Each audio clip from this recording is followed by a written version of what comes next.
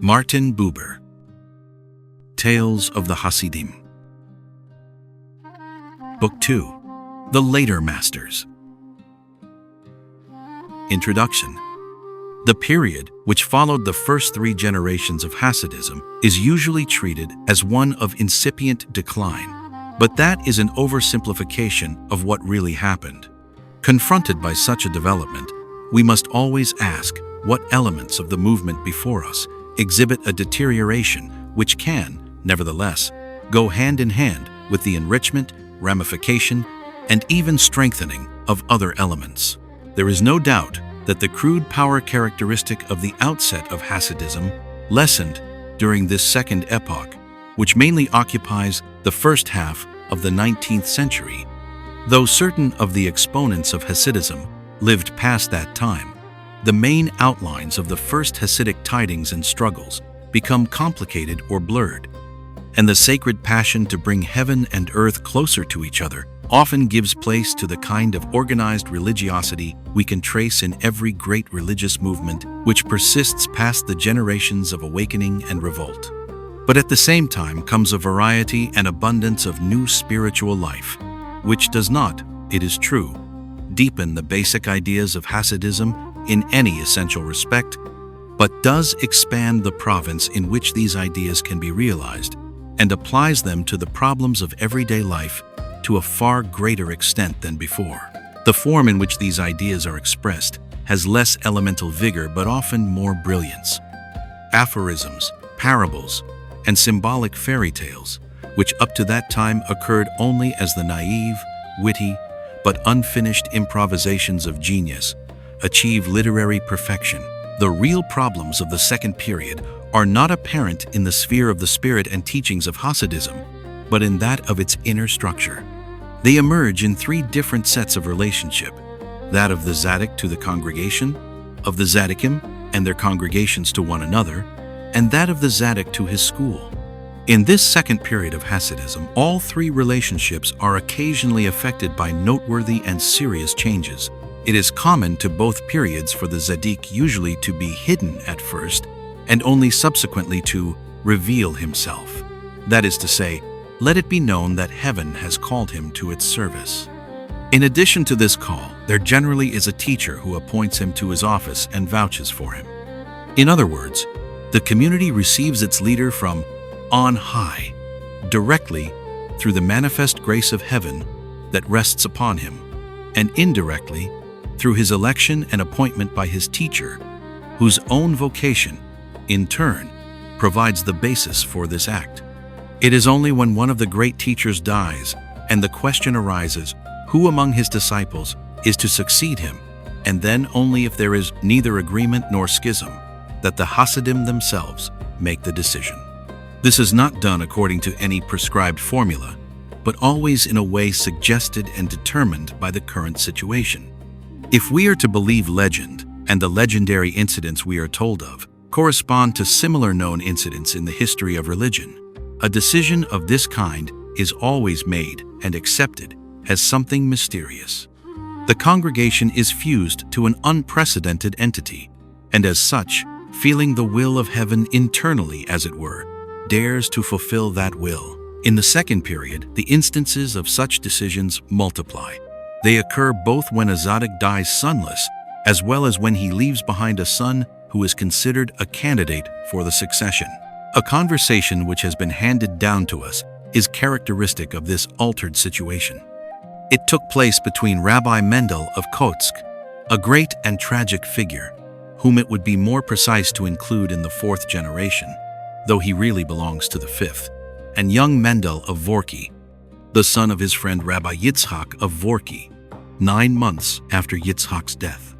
The Rabbi of Kotsk is trying to discover who will succeed his friend, for Mendel has rather avoided becoming the successor than striven for that honor. The Rabbi of Kotsk asks, "What about the world?" That is to say, the congregation. His disciple replies, "The world stands." That is to say, the question of the succession has not yet been solved. Then the rabbi continues, "They say that you will take over the world." And young Mendel answers, "If that were so, I should have a feeling. In conclusion, the Tzaddik says, they say it is the Hasidim who make a rabbi. Thereupon, Mendel of Vorki replies, I was never eager to accept alms. By that he meant that he did not wish to receive the gift of heaven from the hands of the congregation, and that he did not recognize their authority, but kept to the great Hasidic tradition. What he is resisting in this way is expressed very clearly in a bitter jest uttered by Rabbi Mendel of Raimanov, a Tzaddik who lived during the time of the transition from the first period to the second.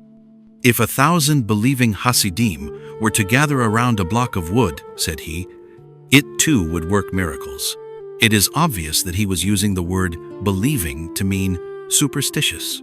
These Hasidim do not believe that heaven has chosen a Tzaddik and sent him to them, but that the congregation has the right to have a true Tzaddik, and therefore not merely receives, but can even make him. The natural consequence of such a point of view is that Tzaddikim, whose aptitude for their vocation is dubious, multiply. One ought not to take the chair until one hears Elijah's call. This saying illustrates the stand of the true Tzaddikim. The dubious think otherwise. A second problem rose from the fact that there was a large number of Tzaddikim, but no superior authority, a multiplicity which must be understood as one of the chief bases of the Hasidic movement. Historically, Hasidism is the reply to the crisis in Messianism. The way to Hasidism, to the concentrated attempt to preserve the reality of God for the Jew, was paved by the extreme antinomian development of the Sabbatian movement, whose followers thought they could divest the God of Israel of his character, of teacher, of the right way, and still have a Jewish God. Jacob Frank's enterprise, which ran grotesquely amok and took the final leap into a kind of nihilism draped in mythology, had shown wakeful souls that not only sections of the Jewish people but the whole community was on the edge of the abyss, and this realization had led the most valuable forces to Hasidism. Bitter experience pointed to the necessity of preventing the people from again putting their faith in any single human. Hasidism succeeded in this. On the one hand, by setting up the classical picture of biblical eschatology, in contrast to the aftermath of the Sabbatian theology, by renewing the concept of the altogether human executor of the divine will to redemption. On the other hand, Hasidism repudiated every possible tendency in the direction of endowing a human being with divine attributes, as had happened in those last messianic movements. Not a speck of the idea of incarnation ever attached itself to the Baal Shem, either in regard to his teachings or to the legend which grew around him. But even more, out of a conscious or unconscious sense of danger, it does not matter which.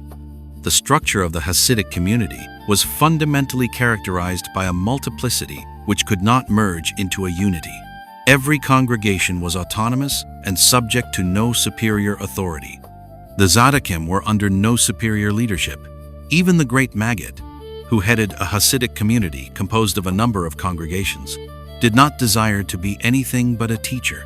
While in the succeeding generations we find Tzaddikim competing for higher rank, the rivalry between them being reflected by their congregations, no one laid serious claim to exclusive validity.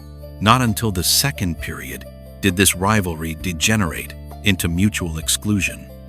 The most striking instance is the quarrel between Zanz, Rabbi Hayim of Zanz, and Sadagora, Rabbi Abraham Yaakov of Sadagora and his brothers, which revived the methods once prevalent in altercation between Hasidim and their adversaries, Mitnagdim, even to the point of ban and counterban.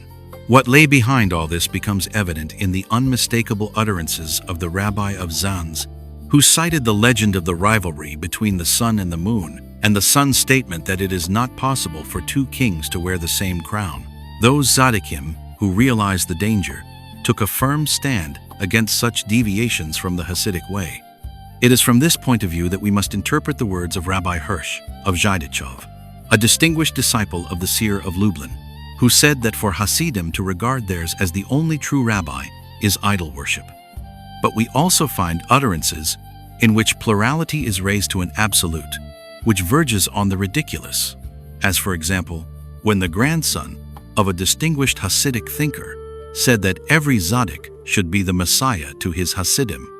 The third relationship, that of the Tzaddik to his school. In the beginnings of Hasidism, the idea of rivalry between master and disciple never entered the mind of either. On the one hand, the disciple's devotion to his master exerted so powerful a force over his entire life that the thought of acting against the will of his teacher could never occur to him. On the other hand, the teacher, far from seeing his pupils as potential rivals, made those he considered fit for such an office heads of congregations where they served the movement as his representatives, as it were. As an example of this, read how the great Maggid, in truly biblical fashion, invests Rabbi Menahem Mendel with belt and staff and appoints him rabbi. There was a change in the very next generation, toward the end of the first period. Rabbi Elimelech of Lizinsk, who succeeded to the great Maggid's teachings, would not suffer his disciples to lead congregations of their own during his lifetime. When one of them, who later became the seer of Lublin, nevertheless assumed such leadership, a deep and permanent tension resulted. Legend even has it that Rabbi Elimelech's curse had a fatal effect on those who became the followers of his disciple. But the same relationship, only in a more acute and complicated form, obtained between the seer of Lublin and certain of his disciples. It brought gloomy tragedy when the seer falsely accused the Yehudi, his noblest disciple, of competing with him, and finally, if we may trust the tradition, drove him to his death. There is an oral tradition that the seer said repeatedly that the Yehudi was above him, he walks on a higher plane than we, but that he, the seer, had been appointed to his place by Rabbi Elimelech, an utterance which is very strange when viewed in the light of all these occurrences, but undoubtedly reflects the speaker's consciousness. At this point, though a disciple's leading a congregation was disapproved, still it was endured. In the succeeding generation, however, it was generally accepted almost as law that a disciple should not found his own congregation during his teacher's lifetime. Thus, a fundamental principle of the Hasidic movement, one we might term the inner apostolate, is abandoned. The master no longer sends forth his tried and proven disciples to supplement his work of teaching and construction with their own, each in his autonomous domain. He keeps them chained to himself and his house, and thus prejudices the activities of the movement. These and similar phenomena are the reason for the sharp criticism which distinguished Tzaddikim of the second period pronounced upon the Tzaddikism of their time. After the Yehudi had spoken of the types of leaders who led former generations and were followed by the Tzaddikim, he added, "That is why I sigh. I see that the present too will be corrupted. What will Israel do then?"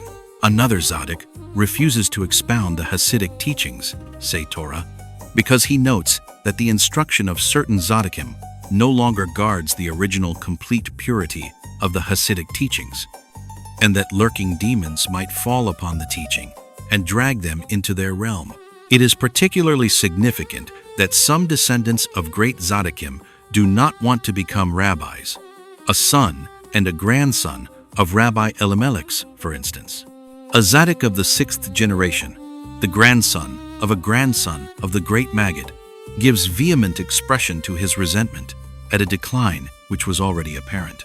This was Rabbi Dov Beir of Leva, a son of the famous Rabbi Israel of Rizhin, who went so far as to leave the Hasidic camp for a time and fled to the camp of the enlightened. This was the incident which set off the quarrel between the followers of Zanz and those of Sadagora. Rabbi Dov Beir often told a story which ostensibly was about his ancestor, the great Maggid, but actually referred only to his and not the Maggid's situation. A tenant farmer, so he told, once came to the Maggid of Mezrich to ask his help in a matter having to do with his affairs. "Is it me you are asking?" the Maggid inquired. "Do you really mean me?" The man replied, "I ask the rabbi to pray for me in this matter."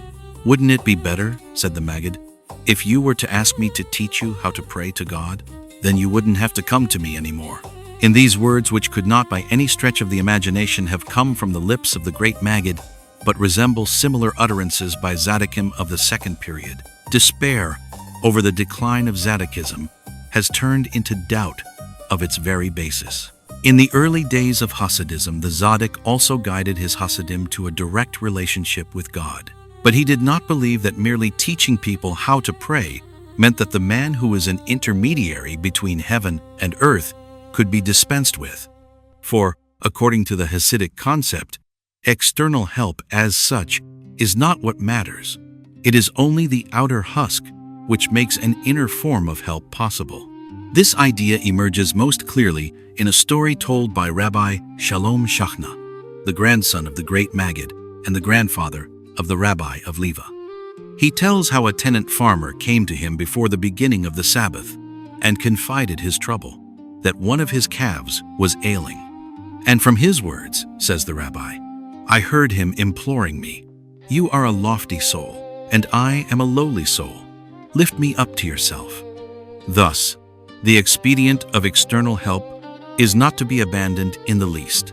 For teaching how to pray cannot in itself be the true elevation, and the experience of being uplifted is not a unique event. It is by its very nature a process which is interrupted only by death and, according to a concept we occasionally encounter, not necessarily even then. Hasidism enters upon its decline when the Tzaddikim no longer give their Hasidim inner help along with and through external help. For here, everything is based on the relationship between Tzaddikim and Hasidim, a living relationship which is all-inclusive and penetrates to the innermost core. When that is lacking, then indeed the present too will be corrupted. The series of Tzaddikim treated in this volume must needs begin with the descendants of the Maggid of Mezrich, with the Sadagora dynasty. This sequence is essentially different from the succession of the Maggid's disciples and the disciples of the disciples. Even his son Abraham, as we know from tales of the Hasidim, the early masters showed his definite opposition to him and his teachings by choosing the way of radical asceticism. Abraham's son, Shalom Shachna, died in 1802, swerved sharply from his father's path, without, however, returning to that of his grandfather. He was educated by Rabbi Nahum of Chernobyl, one of the most faithful disciples of the Baal Shem and the Maggid, and later married his granddaughter. Shalom expressed his striving toward innovation in his every act. His rich clothing and splendid manner set him apart from his environment. But these outward manifestations apparently symbolized a definite trend, and probably because of this, people like to say that his soul was a spark of King David's. When his father-in-law reproached him, he replied with the parable of the hen who hatched duck's eggs and then surveyed the swimming ducklings in great dismay. He emphatically rejected Nahum's miracle cures, for while he too wanted to help sufferers, it was to be with the strength of his soul and according to the needs of the moment, rather than through the usual magical procedures. To him, all help that came from the outside was only the point of departure and the husk of an inner help. He surrounded himself with a group of young men who were passionately devoted to him.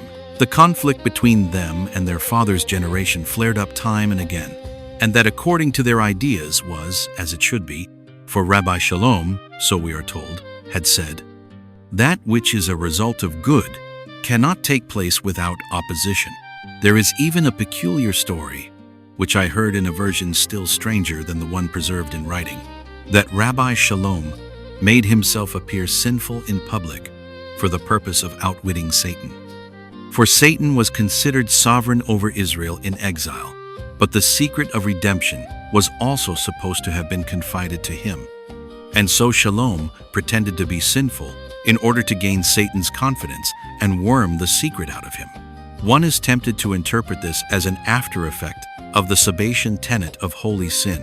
There are several indications that Rabbi Shalom strove to be more than a tzaddik. One is the answer he gave Rabbi Baruch, a grandson of the Baal Shem.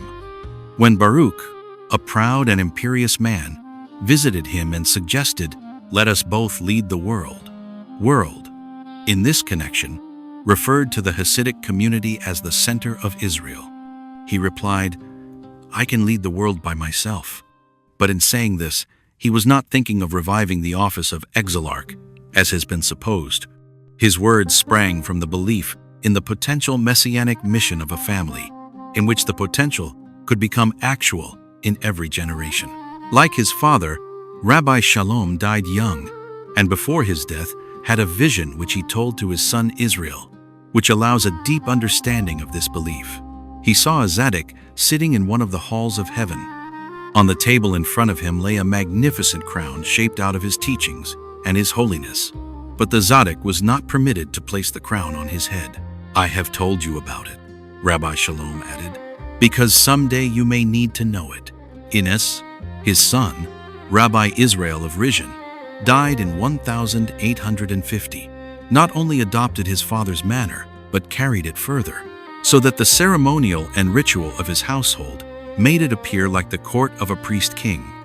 He himself put into words the dynastic character implicit in his mode of life, for he compared Rabbi Abraham Yehoshua Heschel, the old Rav of Apt, who was generally accepted as the leader of his generation, to Moses the teacher, but himself to Solomon the king, and the rabbi of Apt himself dubbed him a king in Israel.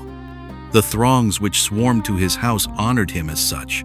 It was in this light that his activities were reported to the Tsarist regime, which arrested him as a leader of the Jews, regarded by them as their king. After 2 years in prison, for the most part in Kiev, he was liberated, and soon afterward fled to Galicia. After much wandering and travail, he settled in Sadagora, Bukovina, which became the goal of mass pilgrimages. But many Tzaddikim came as well, especially the younger Tzaddikim, paid homage to him and delighted in his conversation. Scarcely one among them, however, became his disciple. He did not wish to bind anyone to himself. He wanted visitors who hung on his words, not disciples who entailed a sustained mutual relationship. Like the great Maggid, Rabbi Israel was a distinguished expounder of the Torah in the Hasidic manner, but his homilies are not parts of a unified thinking life. They are sudden lightning conceits, not the work of a fragmentist, like those of the great Maggid, but of an aphorist, for they flash with the luxuriance of multifaceted jewels, while the works of the fragmentist show the deep sparkle of plain-cut stones. Modern Western civilization would have called the Rabbi of Rizhin a brilliant improviser, and weighed in the scale of values of that civilization. He was certainly a genius, but he was no longer the vessel and the voice of the religious spirit. His 6 sons were gifted epigoni. They too still had something of the spiritual world of the great Maggid, but it no longer developed into mature personal form. Almost all of them had followers, drew crowds, held court, had congregations and influence. Not one of them had disciples. The noblest of his sons, Rabbi David Moshe of Chortkov, died in 1903, was tender and humane to all creatures. In my youth, I spent several summers not far from his home, but I did not make his acquaintance. Another of his sons, whom I have already mentioned, Rabbi Dov Ber, named for his great-grandfather, was first considered the most notable of the 6 and attracted the greatest number of people. Later, he joined the so-called enlightened group and wrote letters in the nature of manifestos against superstition. This phase, however, lasted only a short while. He returned to Sadagora and remained there from that time on in a sort of half-voluntary confinement. His life merely expressed the situation. The king's highway had come to a dead end. Since Rabbi Mendel of Vitebsk did not found a school in Palestine, the first place among the disciples of the Maggid must be assigned to Rabbi Shmelka of Nikolsburg, a great preacher, singer of songs, and friend to all humanity. None of his disciples ever equaled him in preaching, but Rabbi Yitzhak Asik of Kalev fell heir to his gift of song, while Rabbi Moshe Leib of Sasov inherited his love for mankind. Rabbi Yitzhak Asik of Kalev Nagikalo, in the north of Hungary, d. 1828, came from a Hungarian village and absorbed its peasant vitality in his childhood. Tradition has it that he tended geese. He not only used the tunes he had learned from the herdsmen for sacred hymns or psalms, such as By the Waters of Babylon, but without having to make too many changes, converted some of the texts into Jewish mystical verses. The sadness of the pastoral songs is turned into the suffering in exile. Their yearning for love into the longing for the divine presence. The unknown melodies of Rabbi Shmelki played an important part in this transformation. But the Rabbi of Kalev's songs were said to have been even more sensuous and enchanting, probably because of the folk elements which entered into them. His deep attachment to the folk element is illustrated by the curious fact that he always recited the Passover Haggadah in Hungarian. It is told that on the evening of the Seder, Rabbi Shmelka could hear all his disciples reciting the Haggadah in their various homes far from Nikolsburg, all except the Rabbi of Kalev, because he was speaking Hungarian. Another instance of his love for the folk element is the story that he had inherited the melody of the hymn Mighty in Dominion from the great Maggid, who had learned it from a shepherd. But, so the tale continues, the tune had been in exile with the shepherd, for originally the Levites had sung it in the temple.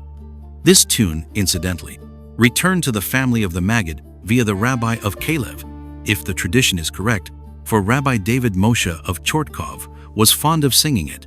Many other songs of the Rabbi of Kalev spread among his Hasidim. There was Rabbi Hayim of Zons, for example, who on a Friday evening, when he had paced around the platform in the synagogue 7 times, would sing the Rabbi of Kalev's song of yearning for the reunion with the bride, the divine presence, until his bodily strength failed him because of the vehemence of his ecstasy. Rabbi Moshe Leib of Sasov died in 1807, followed his teacher from one Polish village to the next, and from Poland to Nikolsburg. Legend links him with Rabbi Shmelka in Miracle Tales. We need hardly touch upon him in this introduction, since the stories in themselves suffice to give a clear picture of him. His soul developed the gift of the helpful love which Rabbi Shmelka had roused within him to a level of perfection unusual even in Hasidism, a movement so rich in those who knew how to love. A ravishing spontaneity quickened his love and zeal toward both man and beast. In his case, the paradox of the commandment to love one's neighbor as oneself seems resolved. Can one love in obedience to command? And yet even the Rabbi of Sasov came up against inner obstacles. He could not love those malicious or self-assured men who disrupt the world. But that was just the sort of thing his teacher used to speak of, that one must love every soul because it is a part of God, or rather, that one cannot help loving a soul the moment one grows aware that it is a part of God. And so, since he was very serious in his love for God, the Rabbi of Sasov came to love his creatures more and more perfectly. The true meaning of the command to love manifests itself in the inner obstacles to its fulfillment and in their overcoming. In order to show the Rabbi of Sasov's influence on his immediate circle, the next section of this volume deals with his disciple, Rabbi Mendel of Kosov, died in 1825, whose life and work continue the line of love for humanity. He is said to have made especially radical formulations of the belief that the love for one's neighbor is only another side of the love of God. An instance of this is an interpretation he once gave to the words in the scriptures, "Love thy neighbor as thyself. I am the Lord." He explained, if a man loves his fellow, the divine presence rests with them. And, on another occasion, the union of loving neighbors effects unity in the upper world. We know that his son Hayim never ceased in his efforts to have his Hasidim live together like good neighbors, to know, help, keep one another company, and love one another. In Tales of the Hasidim, the early masters, I included the Maggid of Koznitz and the Seer of Lublin, both disciples of Rabbi Elimelech, because they were first disciples of the great Maggid, and may thus be assigned to the 3rd generation. 2 others, Rabbi Abraham Yehoshua Heschel of Apt, died in 1825, and Rabbi Menahem Mendel of Rymanov, died in 1815, belong in this volume. It is said that before he died, Rabbi Elimelech left his tongue's judging power to the Rabbi of Apt, and his spirit's guiding power to the Rabbi of Rymanov. The Rabbi of Apt was noted for his judicious character. He discharged the office of judge and arbiter among the Hasidim and even the Tzaddikim of his time. It was through error and effort that he arrived at his profound conception of true justice. He started out with what we usually call justice, that is to say, with the wish to be just. But then he learned step by step that human justice as such fails when it attempts to exceed the province of a just social order and encroaches on that of just human relationships.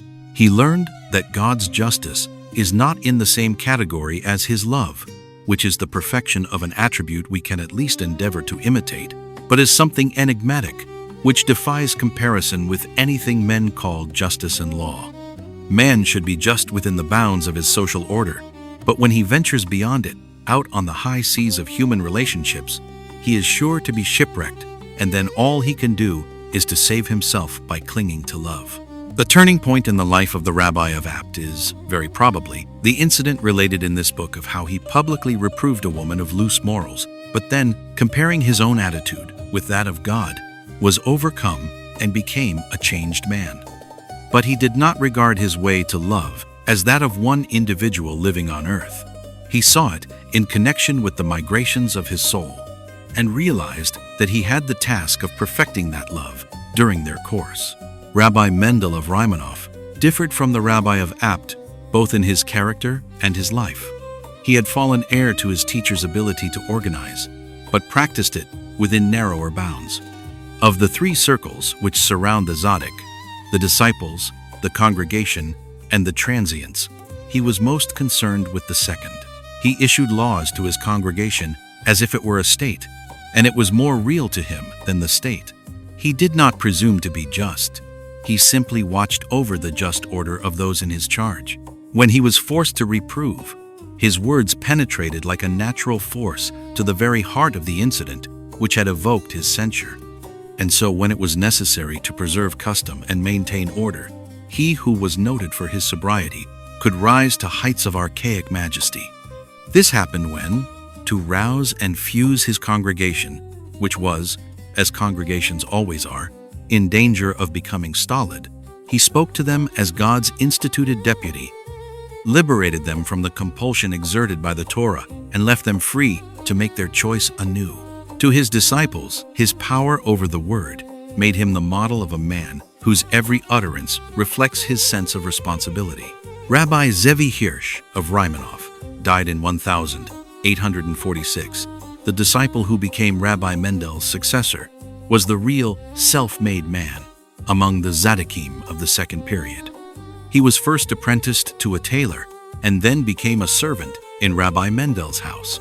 There he practiced the wisdom and art of serving on so high a plane that the Tzaddik soon recognized him as a rare human vessel, capable of receiving teachings.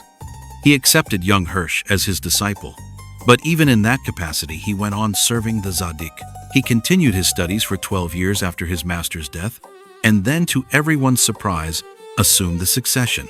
He was soon recognized by the other Tzaddikim and occupied a powerful position of a particular kind.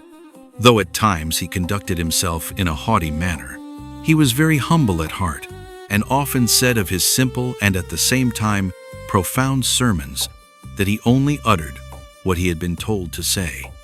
Sometimes he could not even remember a sermon when he had finished preaching it. It is also noteworthy that he often asked substantial amounts of money from persons who came to request his intercession. In such cases, he named an exact sum, whose numerals were apparently chosen for their mystical significance. On the other hand, he was in the habit of distributing among the needy whatever money he had in the house. It was a sort of redistribution of goods, which he practiced among his Hasidim, obviously prompted by the feeling that it was his mission to direct superfluous possessions to where they were needed. Rabbi Shlomo of Karlin, who was known for his great power in prayer, founded a school of ecstatic praying. His most renowned disciple, who developed his teaching of giving up one's very life in prayer, was Rabbi Uri of Strelisk, died in 1826, called the Seraph. In this connection, ecstatic prayer is not a merely personal transaction. It includes both the Tzaddik and his Hasidim. Almost all of Rabbi Uri's Hasidim were poor, but not one of them turned to him in order to attain well-being.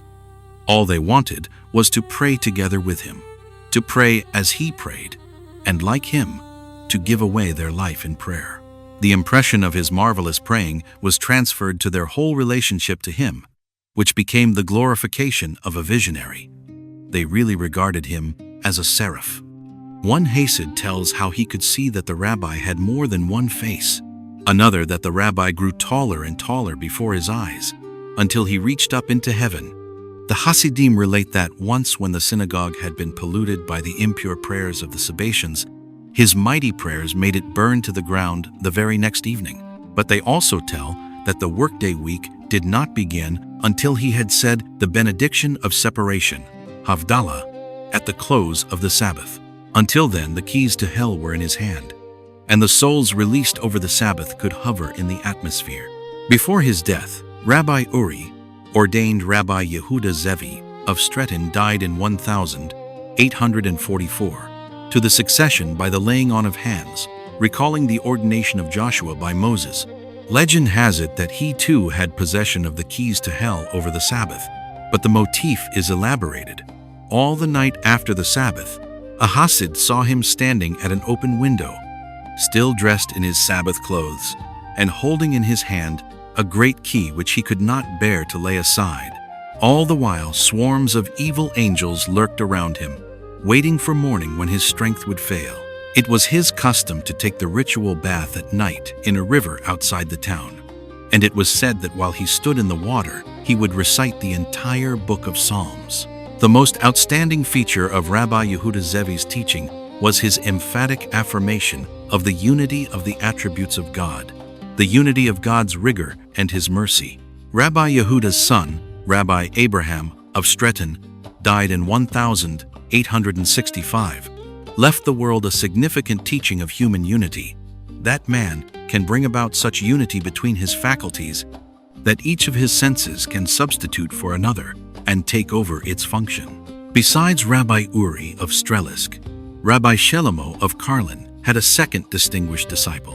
Rabbi Mordecai of Lekovitz died in 1811, who added new and concrete features to the teaching of giving one's life to prayer. He taught that he who prays should give himself up to his Lord with every word he utters, and he illustrated this by the parable of the legendary bird whose song of praise bursts its own body.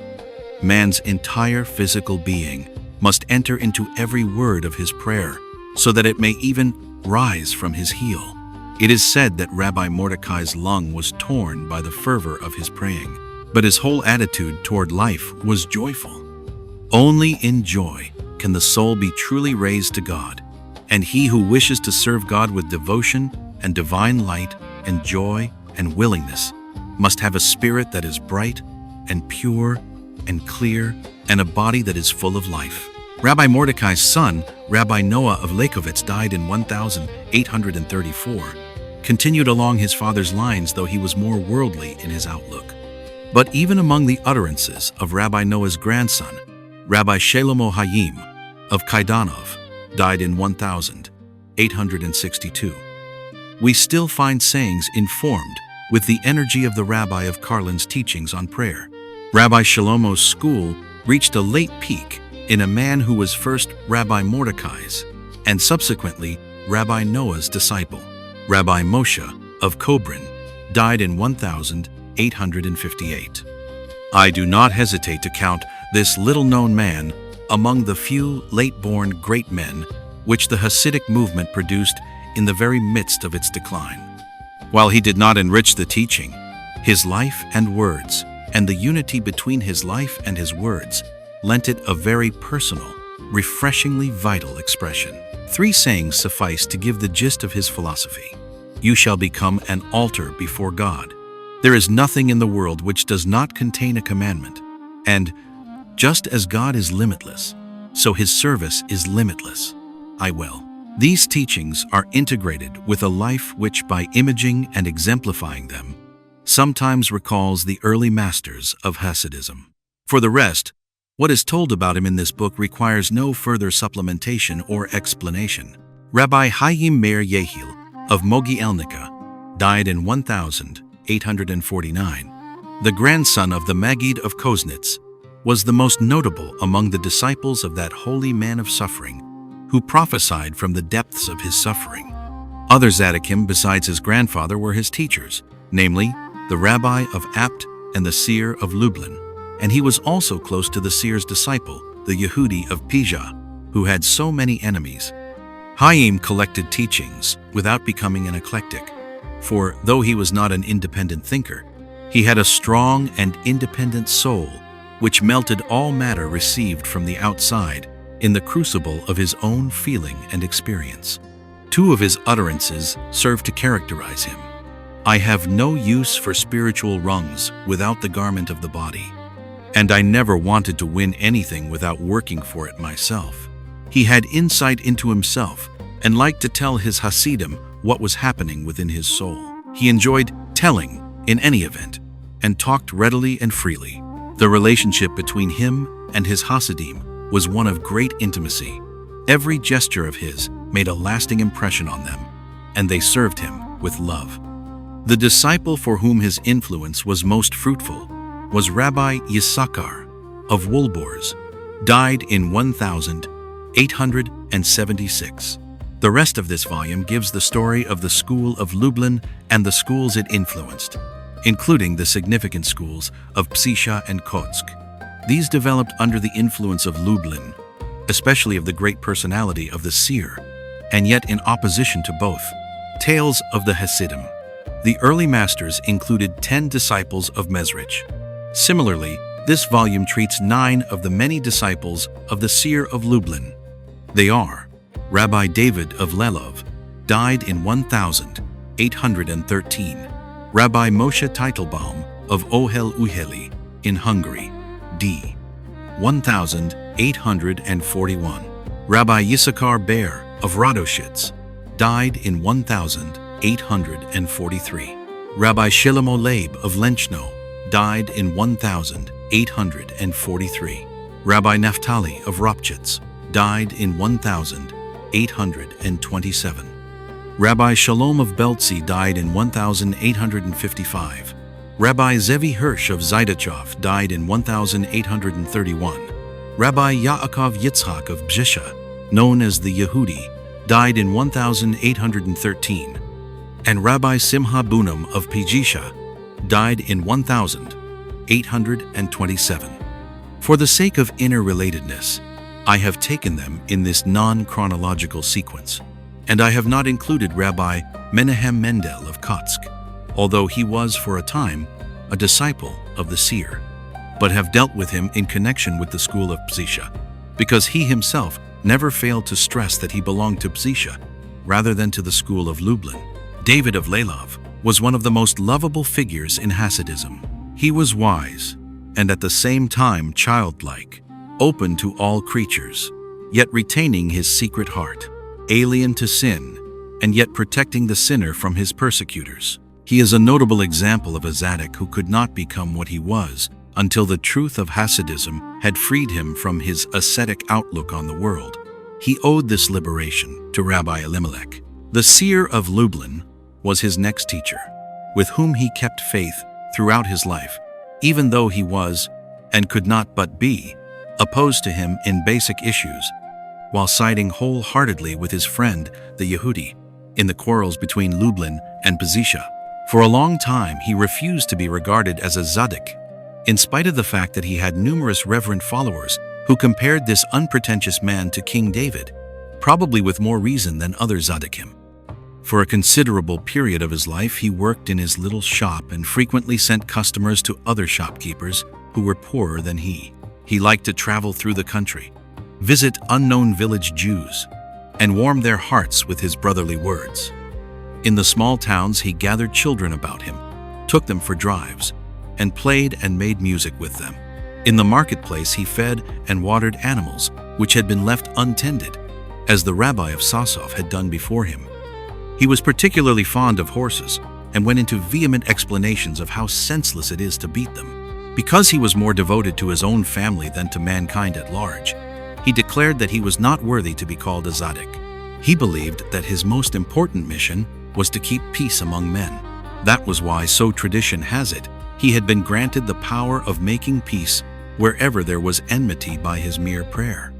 He taught that one should not reprimand and exhort persons whom one wishes to turn to God, but associate with them like a good friend, quiet the tumult in their hearts, and through love lead them to recognize God.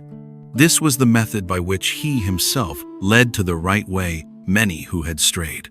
Outstanding among these was a famous physician, Dr.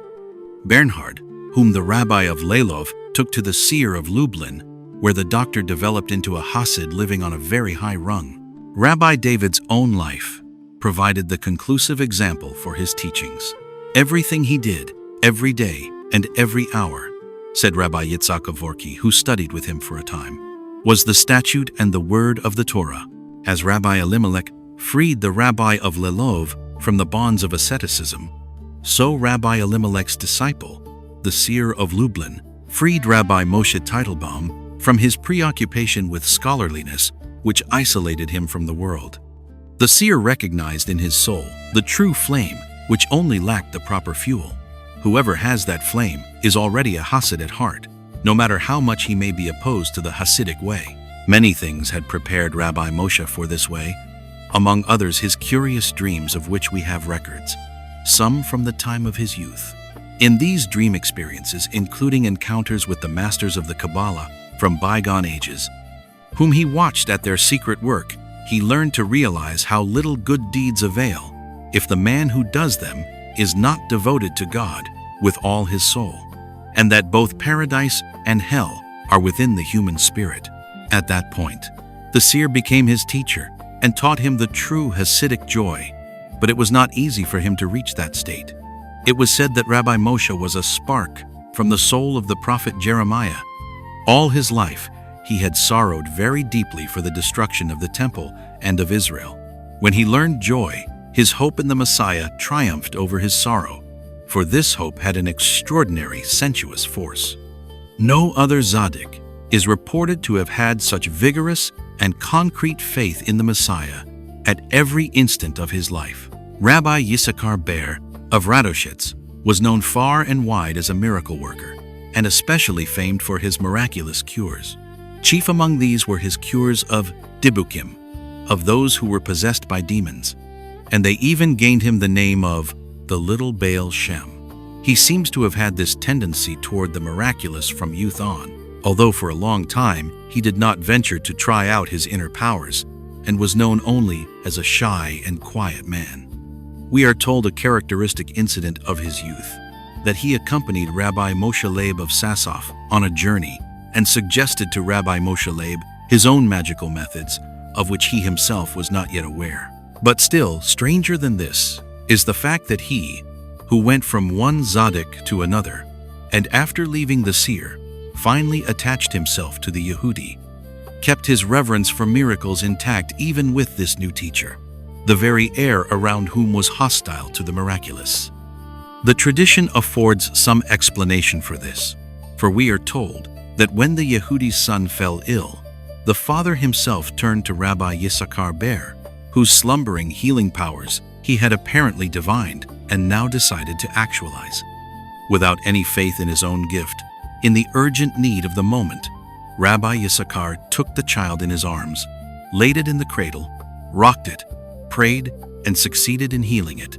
Many years later, when the school of Pazisha had produced the last great Hasidic school, that of Kotsk, with its atmosphere of tragedy, and the Hasidim in both camps, Kotsk and Radoshitz, were opposing one another, Rabbi Yisachar is said to have uttered a paradox, which defined the principle of Kotsk as being the surrender of one's own will before the will of God, and that of Radoshitz as holding to one's own will, which also springs from the will of God.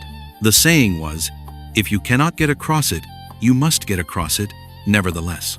The followers of the Rabbi of Kotsk, however, claimed that in Kotsk they were taught to bring their hearts closer to their Father in heaven, while in Radoshitz the attempt was made to bring our Father in heaven closer to the heart of the Jews.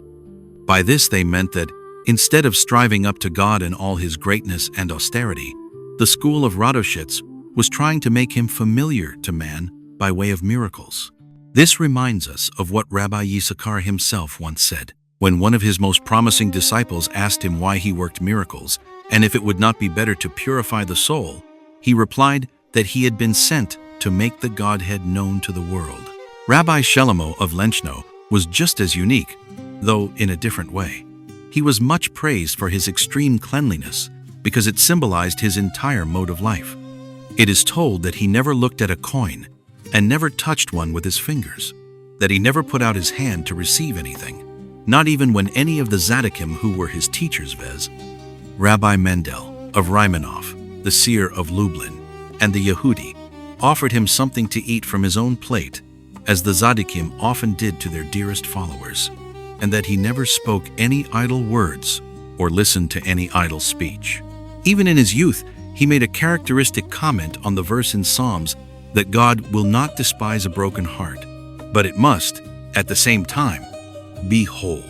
And it is also characteristic that whenever he spoke of the coming of the Messiah, he described the great feeling of shame that would prevail everywhere. Because of his holiness, which, though secluded, was sympathetic to all creatures, he was regarded as one of the epiphanies of the suffering Messiah. Once he himself said of Messiah the son of Joseph, who according to the tradition was to be killed, that is no longer the case. He will die of the sufferings of Israel. He too had enemies among the other Tzaddikim. The leader of the fight which was waged against him when he remained faithful to the school of Pizhasha was a man who differed from him in all fundamental respects. He was Rabbi Naphtali of Ropchitz, who had been taught by Rabbi Elimelech of Lizensk, and later by his four great disciples, the Rabbi of Apt, the Maggid of Koznitz, Rabbi Mendel of Rymanov, and above all the seer of Lublin. We hardly know of another Tzaddik whose soul harbored such a mass of contradictions as did that of Rabbi Naphtali of Ropchitz. But if we consider them all together, they are by no means formless and chaotic, but give the picture of a real human figure. He introduces into the Hasidic world a type not uncommon among the distinguished intellectuals of the modern era, a mixture of irony and yearning, skepticism and belief, ambition and humility. From his youth on, he was given to jests, many of them bitter, and to all manner of pranks, including some that were really malicious. In his youth, he reflected on his own endowments with extreme pride. In his age, with doubts verging on despair. He once observed that his teacher, Rabbi Mendel of Rymanov, was holy and knew nothing of cleverness, and added, "So how can he understand what I am like?" On another occasion, when the seer of Lublin grew impatient with his eternal jesting and reminded him that the verse in the scripture reads, "Thou shalt be wholehearted with the Lord thy God," and not, "Thou shalt be clever with the Lord thy God," Naphtali gave the following bold reply, which is utterly out of keeping with the original fundamental point of view of Hasidism. It requires great cleverness to be wholehearted with the Lord. They did met. But after he himself had become a rabbi, there are more and more quite different reports of him. A number of stories told in this volume, such as The Watchman, The Morning Prayer, Leader and Generation, and above all, A Wish, the tale of his desire to be reincarnated as a cow, testifies to what had taken place and was still taking place in his soul. A conversation of his with Rabbi Meir of Stabnitz suggests a conclusion, though rather general, which Rabbi Naphtali drew from his life experience. When he met Rabbi Meir, who had been his fellow pupil in Lublin, and had in the meantime become to a certain extent the seer's successor, he told him that from now on the Hasidim should stay at home and study rather than go to Tzaddikim. Rabbi Meir answered, "Do not worry, God will provide. If we are not able to lead the community, other and abler men will appear and be the leaders," a reply not, however, confirmed by later events. Together with Rabbi Naphtali of Ropchitz, we must consider his disciple, Rabbi Hayim of Zanz, died in 1876, who, of all the distinguished Talmudic scholars among the Hasidim, was probably the one that continued the old line of study with the most energy, or, to use a curious simile, attributed to him, undertook to turn the garment, which had already been turned, back to its original side. But we must not suppose that he attempted the synthesis which the earlier periods of the movement had tried to effect again and again. This synthesis seems to have been renounced, for though Rabbi Haim emphasizes that in the final analysis, teaching and service are the same thing, he admits that as far as he is concerned in learning, there is nothing in the world but the Torah, and in praying nothing but service. He was a master in Talmudic debate, as well as in ecstasy, and no less distinguished for his generous charities and his deep knowledge of human nature. But he did not approach the great Tzaddikim in certain all-important qualities, for he lacked the unity of soul, and the unity of a figure shaped by the unity of the soul. Many great men of the later generations are characterized by the fact that they have everything except the basic unity of everything. Yehezkel of Shenyava, a son of the rabbi of Zanz, was a living protest against this trend. It is told of him that he did not want to preach sermons about the scriptures, but would only read aloud from the Torah. One of his comments on his father was that Rabbi Haim had the soul of Abel, but of himself he said that the good element in Cain's soul had entered into his. Another of his sayings, which has been handed down to us, is that every Tzaddik comes across men more devout than he among those who follow him. Only those men are not aware of it themselves. The profuse legendary material at my disposal did not yield what I should call a comprehensive picture of Rabbi Shalom of Belz, the famous Tzaddik and founder of a dynasty.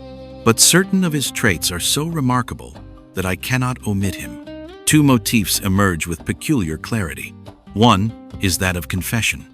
Rabbi Shalom had his Hasidim tell him all the alien thoughts which passed through their minds, that is, all the temptations of fantasy which prevented them from concentrating on prayer.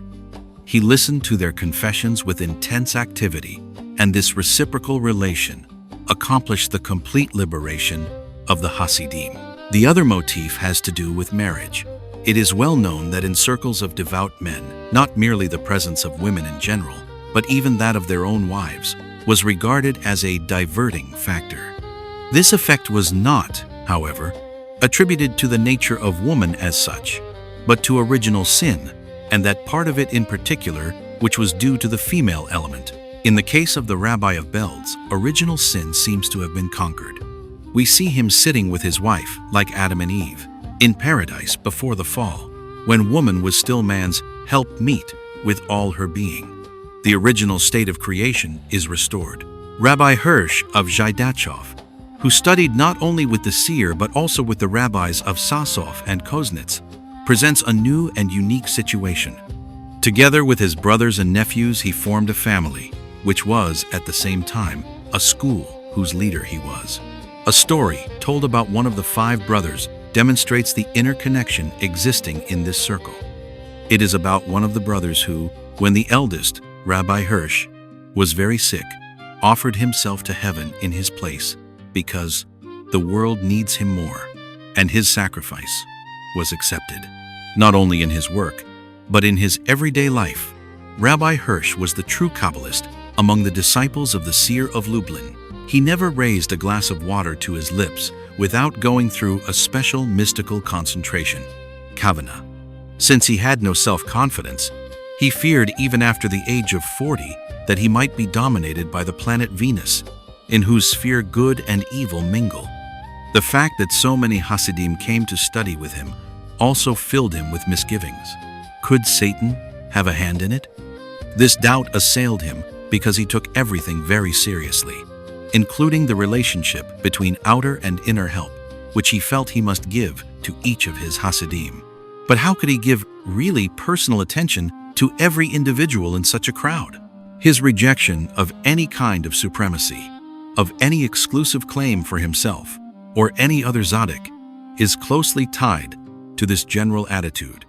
He believed that a Hasid who thought that his was the only true rabbi was an idolater, and that all that mattered was for everyone to find the rabbi fitted to his character and to his particular needs, the proper rabbi to give him individual help. Rabbi Yehuda Zevi of Rosdol died in 1847. A nephew of Rabbi Hirsch developed the problem of the tzaddik, which his uncle had newly posed, in connection with his own self-doubting.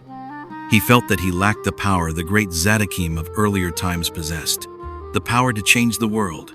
The determining principle of his own soul was, he discovered, a kind of yielding of his own, so to speak, space, a space-making.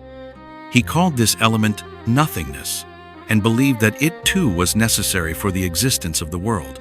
Rabbi Yitzhak Isaac of Zhaidachov died in 1873. Another nephew of Rabbi Hirsch did not make any greater claims for the Tzaddik, but stressed the positive factor in his relationship to the Hasidim in two ways. First, by his view that all human relationships, hence those of Tzaddik and Hasidim as well, are based on a mutual give and take.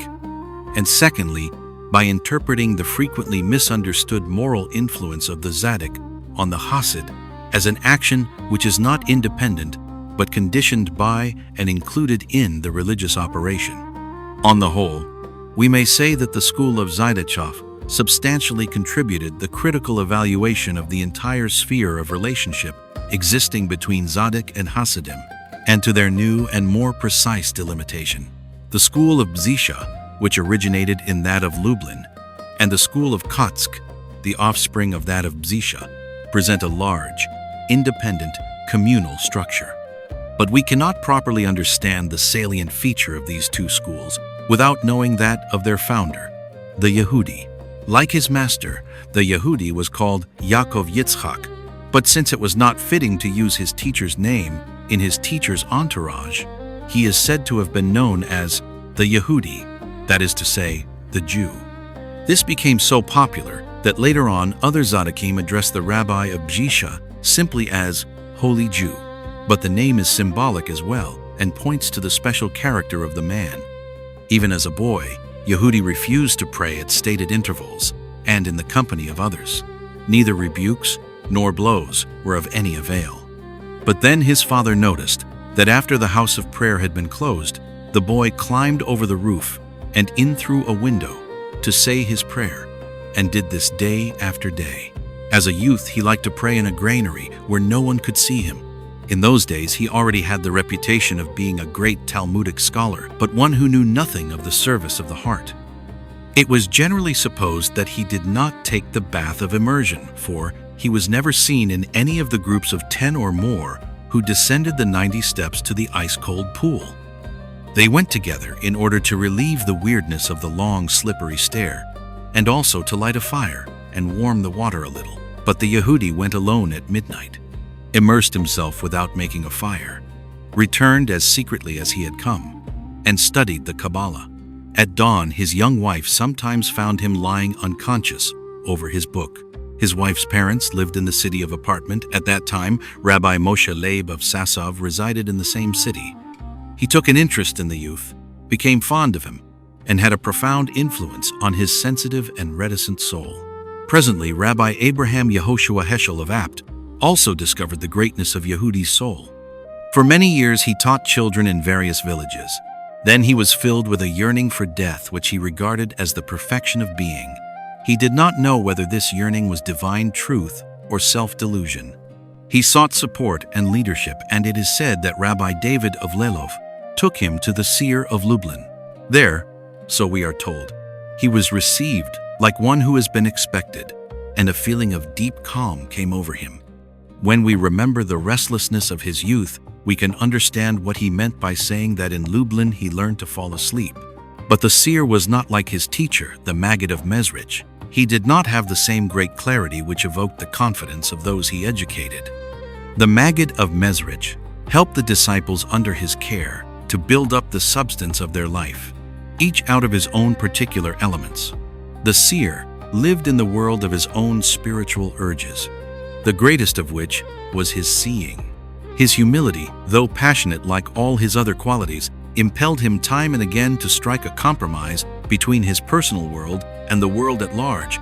Yet he could not really understand a human being like the Yehudi or the premises of his nature, for he lacked the one essential to such a man, the confidence of one's soul in another. The Yehudi, in turn, could never realize this failing in the seer's personality. That was why the relationship between the two was one of both intimacy and remoteness. Finally, the Yehudi founded a congregation of his own, a step which, though taken at his teacher's suggestion, provided fuel for the seer's suspicions. With the help of Rabbi Bunam, who had been a fellow student of the Yehudis and had then become his disciple, this congregation grew into the school of Psisha. But the focal point in the Yehudi's life continued to be his disturbed and bitter relations with the rabbi of Lublin, and time and again he felt a compulsion to bridge the unbridgeable gap. He started out on his own way in the shadow of this conflict, and after years of struggle, the people flocked to him. "Turn!" he cried to them. "Turn quickly, for the day is near. There is not time for new migrations of souls. Redemption is close at hand." What he meant by this was that redemption was so imminent that people had no more time to strive toward perfection in new incarnations, that they had to take the decisive step now, with one stupendous effort, in the great turning. The Yehudi kept on the other side of the realm of magic which the seer and his friends entered at that time, in an attempt to reach the messianic sphere by affecting current events. He did not wish to hasten the end, but to prepare man for the end. Rabbi Uri of Strelisk, the Seraph, said of him that he wanted to bring a new way down to men, to fuse teaching and prayer into one service. He went on to say that that had never happened before, but I think that it had happened in the beginnings of the Hasidic innovation, but had by that time disappeared. And Rabbi Uri continued, "But he died in the midst of his work and did not complete it." The gravest accusation the Yehudi's enemies proffered against him was that he did not pray at the prescribed hours, but waited until he was filled with the desire to pray. This was, however, nothing but the first necessary consequence of his will to concentrate. He did not have the opportunity to draw the further consequences, for he died in the fullness of his strength before he was 50, some 2 years before his teacher. According to one legend, the seer had bidden him die, so that through the Yehudi, the seer might learn from the upper world what next step to take in the great messianic enterprise. According to another legend, the upper world gave him the choice of either dying himself or having his teacher die, and he chose. There is still another version which suggests that the secret of his youth, which had expressed itself in a yearning for death, was at that time renewed on a higher plane, and that the highest unification is bound up with bodily death when it is performed by those who are uprooted, and this late bloom of Hasidism no longer had any true roots. The story of his death is enveloped in more mystery than that of any other tzaddik. He himself once formulated the teaching which took shape in his life in a few terse words, which are a commentary on the verse in the scriptures. "Justice, justice shalt thou follow." They were, "We ought to follow justice with justice and not with unrighteousness." In this volume, the passages about the Yehudi are supplemented by stories selected from a mass of kindred material about his sons and grandsons, intended to show that here a peculiarity of character is preserved through several generations. Rabbi Simcha Bunam of Psisha was the greatest of the Yehudi's disciples and assumed the succession. He had traveled about as a copyist, lumber merchant, and pharmacist, went to Hungary to study the Talmud, and also made repeated business trips to Danzig. Wherever he went, he kept his eyes open and experienced life sympathetically and freely. "I know all about sinners," he once said, "and so I also know how to straighten a young tree that is growing warped." When Bunam first grew aware of the Hasidic truth, he studied with the Maggid of Koznitz, whom he frequently visited. Later he journeyed to Lublin, where the seer immediately became fond of this worldly man. Finally, he made the acquaintance of the Yehudi and was soon his most trusted disciple. After the Yehudi's death, the great majority of the Hasidim of Psisha chose Bunam for their rabbi, but he was very reluctant to follow the call, and let many who came to see him wait for days, because he found it so difficult to practice his new vocation. He had no contact with the masses, not even that which the Yehudi had with his followers during the last period of his life, that of accepting their enthusiasm. But once he began seriously to teach, his teaching became his most vital function, and one he discharged with a strong sense of responsibility. He shook and revolutionized the entire lives of the young men who came from everywhere and begged permission to remain near him. Since these youths were leaving their homes and business for his sake, families from far and wide expressed more enmity to him than to any other tzaddik. Many tzaddikim of his time were hostile to him for objective reasons. Rabbi Naphtali of Ropchitz, who had fought most vehemently against the Yehudi, once told a young man who had come to ask his blessing on his marriage to a girl from the neighborhood of Pisha, "I am not saying anything against the rabbi, for he is a tzaddik, but his way is dangerous to the disciples who follow him. We serve so many years to arrive at the power and fervor they acquire in so short a time. With those methods, the other side may slip in, God forbid, with the help of the demoniacal planet Venus." Finally, at the great tzaddikim wedding at Ostila, there was something very like a court session, in which the rabbi of Apt presided and dismissed the case, which was, however, more legitimate than the accusation guessed. Bunam tried to continue to lead his Hasidim along the way the Yehudi had taken, but he could not maintain it, for he did not share his teacher's belief that man must be prepared for redemption here and now, and that redemption was really so close at hand. The Yehudi had tried to strike roots in the goal.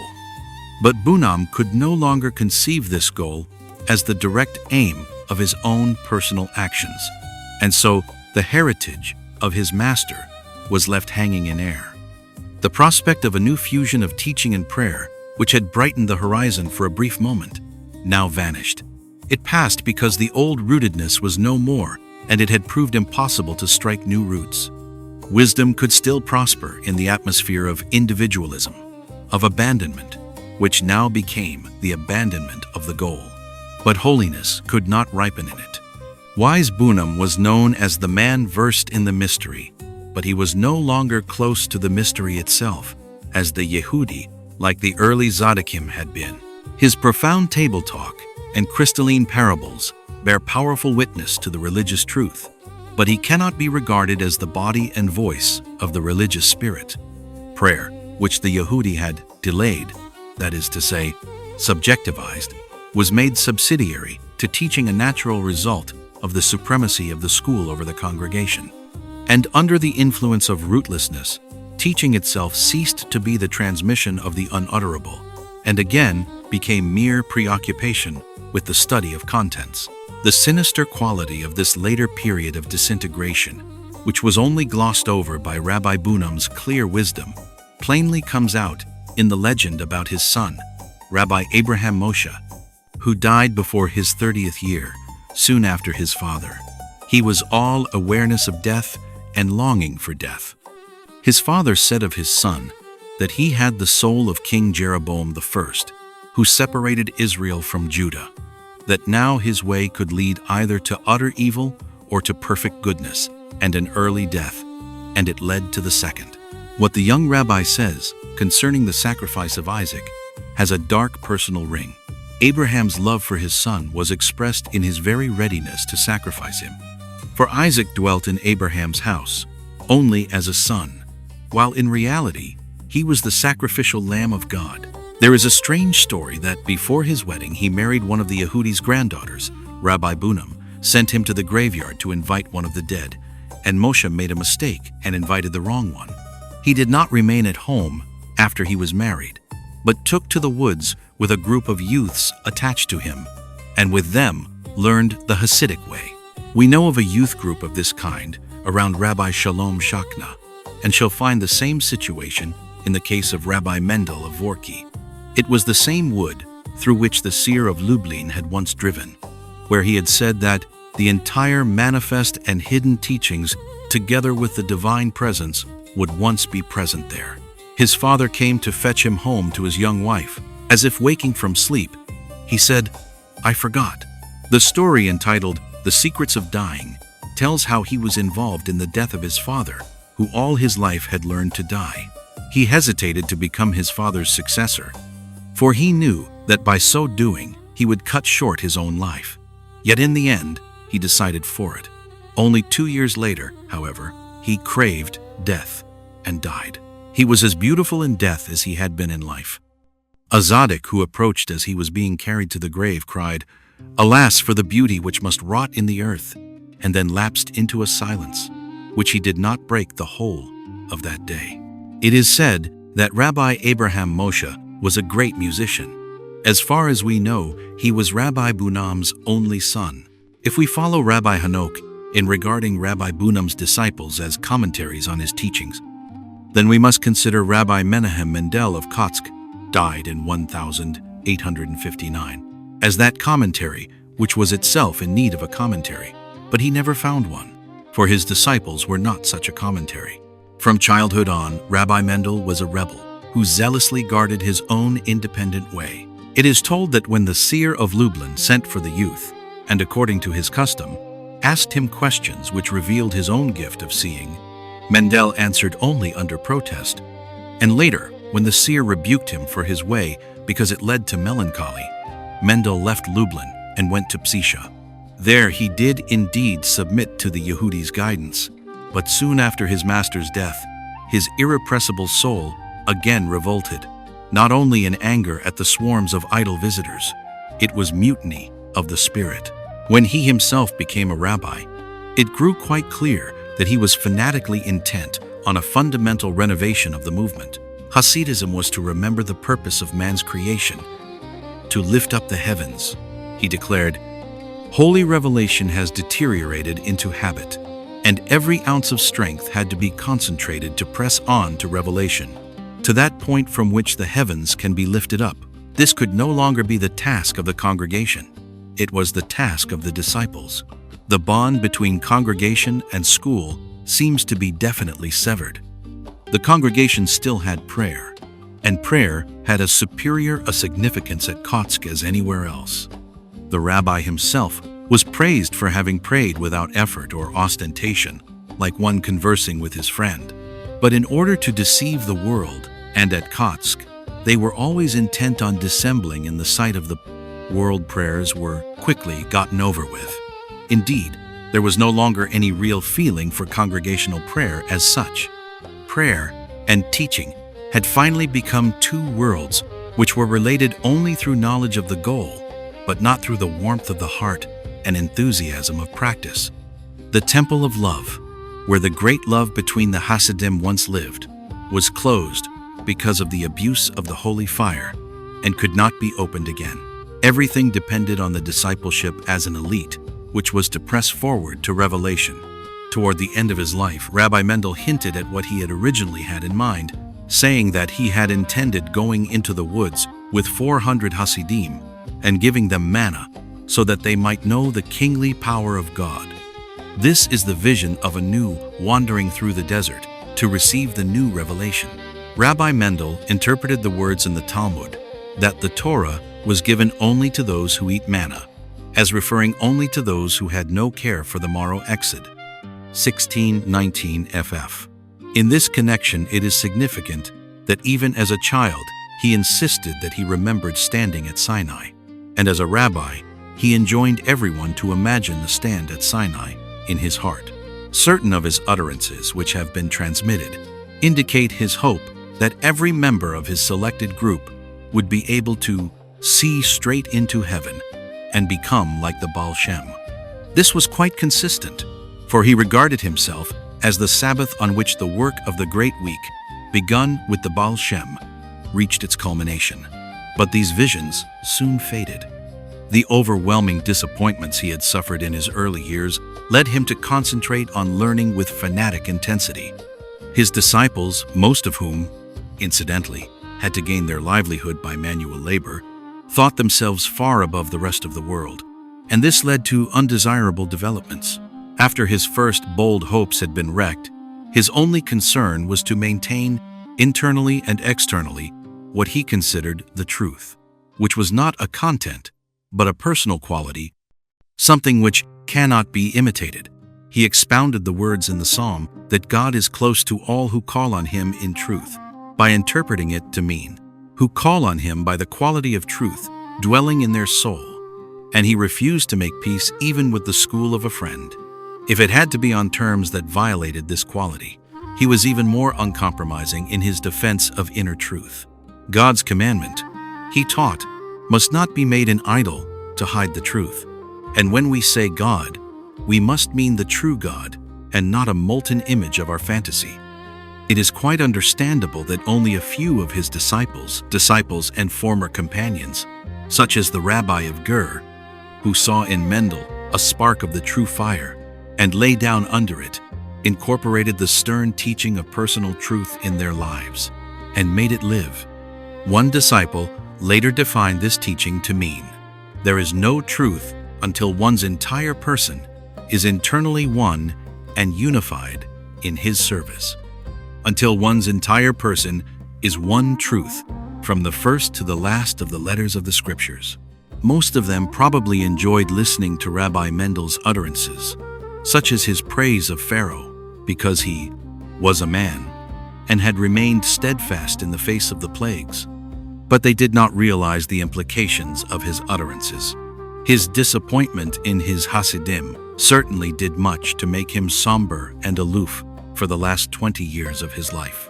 But it would be taking this tragic figure of Hasidic agony too lightly if we were to explain the events of his life in terms of his personal experiences, without analyzing the change in faith itself.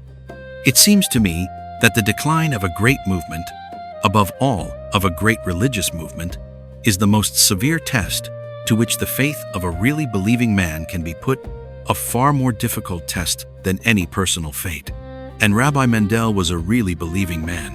He once said to himself, "I have faith. Faith is clearer than vision." End quote. To me, the most important of all questionings of fate is how such closeness to God could change into such remoteness from God. In the history of Hasidism, this question appears in the school of Psisha. The Yehudi's words, "This too will be corrupted," are evidence that he had already sensed it. He tried to combat it by powerfully calling for a turning. This question also threw its shadow over Rabbi Bunam, as we know, among other things, from his radical elaboration of the theme of Satan's Hasidim, and he answered it by teaching that the shepherd is there, even when the sheep do not see him. In Rabbi Mendel's time, the decline had advanced so far, and he was so sensitive to it, that the question felled him with cruel force, and he succumbed to its blows. The crisis came on a Friday evening, on which the rabbi did not pronounce the benediction of sanctification until midnight, and did not leave his room to come to the Sabbath table until that time. The oral reports, almost all of which have been preserved, differ considerably on what happened then, but all agree on a certain more or less outspoken antinomian note on the transference of Rabbi Mendel's inner rebelliousness to his relation to the Torah. This holds even though we do not know whether he really said the words attributed to him by the so-called enlightened group. That man with all his urges and lusts is part of God, and whether he finally cried out, "There is no judgment, and there is no judge," or whether he only touched the candlestick and thus ostentatiously sinned against the law of the Sabbath. At all events, something profoundly shocking must have occurred, for otherwise we could not explain one incident on which all the reports are fairly agreed. It is that Rabbi Mordecai Joseph, once Rabbi Mendel's fellow student at Rabbi Bunam's, later his disciple, and always his secret rival, called to the Hasidim. The tablets and the broken tablets were both preserved in the Ark of the Covenant, but when God's name is desecrated, there is no place for consideration of a rabbi's honor. Tie him up. Rabbi Mendel's brother-in-law, the faithful Rabbi of Ger, opposed Rabbi Joseph and succeeded in quieting a large number of Hasidim. The rest left Kotsk after the Sabbath, Rabbi Mordecai Joseph at their head. He settled in the town of Izbika and later declared that heaven had commanded him to leave his former teacher. From that time on, throughout the remaining 20 years of his life, Rabbi Mendel kept to his room behind two doors, which were almost always closed. 2 holes were bored through one door, through which he heard the service in the adjoining house of prayer, sometimes probably watching. The other door he occasionally opened himself, when Hasidim were gathered outside. On such occasions he stood on the threshold without his kaftan. His face was awful to behold. He cursed them in choppy words that burst from his lips with such force that they were seized with terror and fled from the house through doors and windows. But sometimes, On a Friday evening, he issued from his room, dressed in his white pekashe, and greeted his visitors, whom he otherwise gave only the tips of his fingers through the hole in the door. But he never sat down at the Sabbath table and almost never ate more than a plate of soup in the evening. When called to read the Torah on a Sabbath, he would go to the pulpit, his prayer shawl drawn over his face, and would go back again as soon as he had read the scriptural portion. Mice came and went in his room as they pleased, and when the Hasidim heard them scuttling about, they whispered to the newcomers that these were souls who had come to the rabbi for redemption. And if you were to ask a Hasid of Kotsk what the rabbi did about the bath of immersion, you would be told to this day that the legendary well of Miriam, which, locked in stone, once accompanied the Jews on their journey through the desert, had opened up in the rabbi's room. I have told the story of the rabbi of Kotsk in such detail because it is so striking an illustration of the end of a process. It gives the impression of being the final act in a drama. But to regard it as an end from the purely chronological point of view would be a mistake. On the contrary, Kotsk became a focus for Hasidic life and work, which went on as though this were not the close of a phase, but the middle. 3 Tzaddikim who were close friends of Rabbi Mendel are a good example of this. They were Yitzhak of Vorki, who died a decade before Mendel 1848, and must be considered together with his son, whose name was also Mendel, died in 1868, and Yitzhak Meir of Ger died in 1866, and Hanok of Alexander died in 1870, who both survived Rabbi Mendel of Kotsk by almost 10 years. But if we listen intently, we can hear midnight striking in the lives of these disciples too, though much more slowly. I shall take Rabbi Hanok, the last of the 3, first. Because of them all, he was a disciple of the Rabbi of Kotsk in the truest sense of the word. Rabbi Mendel and these 3 had all studied together at Rabbi Bunam's when their teacher died. The Rabbi of Ger, who was then 28 and had already attained to his own spiritual position and his own sphere of work, deliberately subordinated himself to the Rabbi of Kotsk after talking with him in the woods all through one night. So tradition has it, because he saw the light shining from Tomasho, Rabbi Mendel's first home. The Rabbi of Vorki, who was 20 years older than the other 2, visited the seer of Lublin when he was a mere boy and later studied with David of Lelov and Bunam. When Rabbi Bunam died, he attached himself to Abraham Moshe for the brief period of his rabbinate, and then headed a congregation of his own, for a time even in Bzisha. All through his life, however, he was a true friend to Rabbi Mendel. But Rabbi Hanok was the disciple par excellence of the Rabbi of Kotsk, who had once been his fellow student in Rabbi Bunam's house of study. Rabbi Hanok always said that prior to the Rabbi of Kotsk, no one had taught him that a Hasid was a human being who asked for the meaning. Even in Kotsk, he continued to hide his deep and burning nature under all sorts of foolery. He actually developed in the teachings of Rabbi Mendel only the old, the original Hasidic element. His main contribution was that he gave a more concrete and perfect form to the concept of lifting up the heavens. He taught that the so-called 2 worlds, heaven and earth, are in reality one single world, which has split apart but will grow whole again if man makes the earth entrusted to him like heaven. Here he seems to demand the opposite of lifting up the heavens. And yet it is the same thing, for a heaven which is no longer separate from earth, no longer deprived of earth, a heaven which has no gaps, must certainly have been lifted. All men, moreover, have the possibility of making the earth like heaven, for at the bottom of every heart there is a residue of the substance and the power of heaven, which can operate from its human habitation. Israel is in exile, man is in exile, but it is the exile of his own baseness, to which he lends the control of his heavenly heart.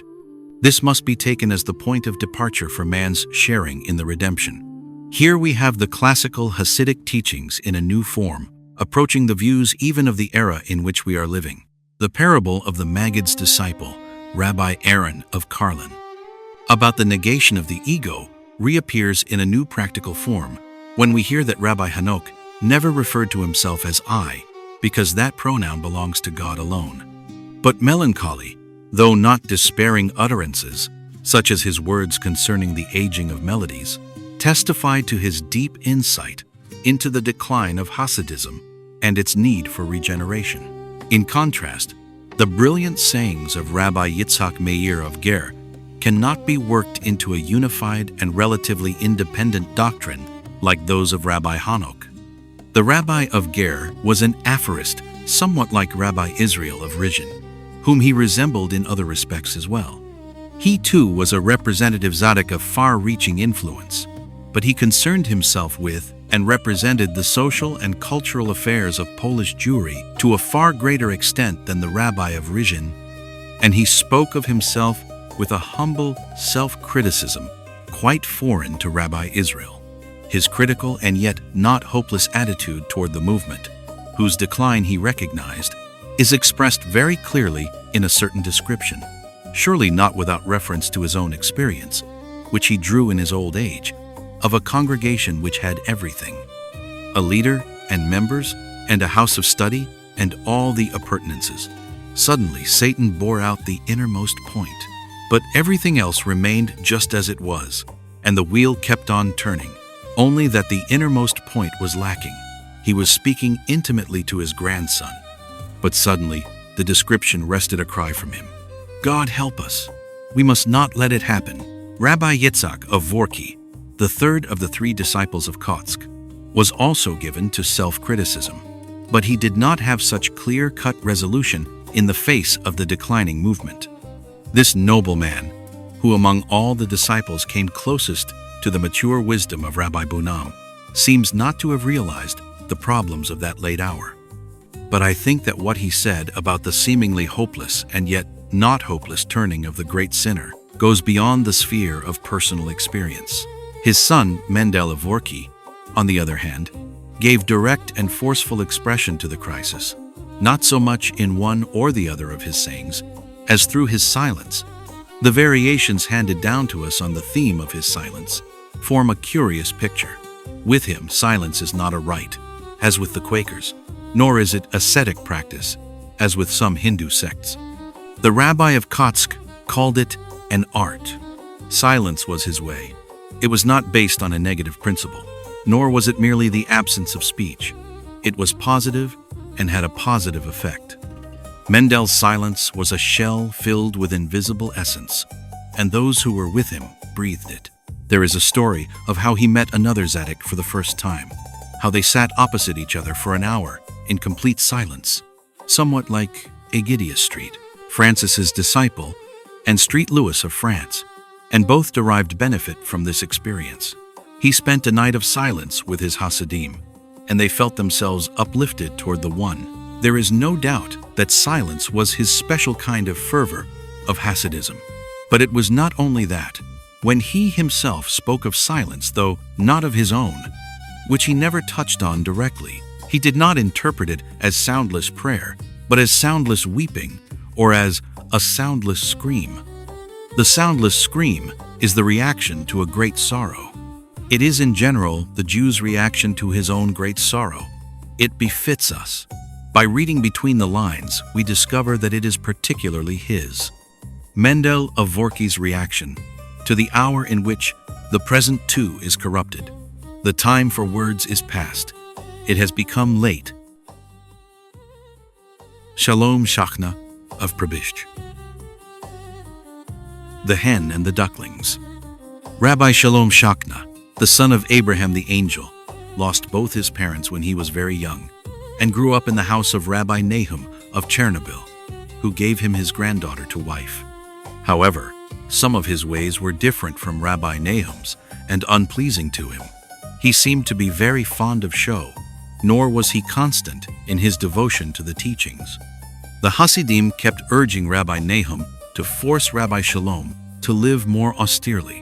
One year during the month of Elul, a time when everyone contemplates the turning to God and prepares for the day of judgment, Rabbi Shalom, instead of going to the house of study with the others, would betake himself to the woods every morning and not come home until evening. Finally, Rabbi Nahum sent for him and admonished him to learn a chapter of the Kabbalah every day.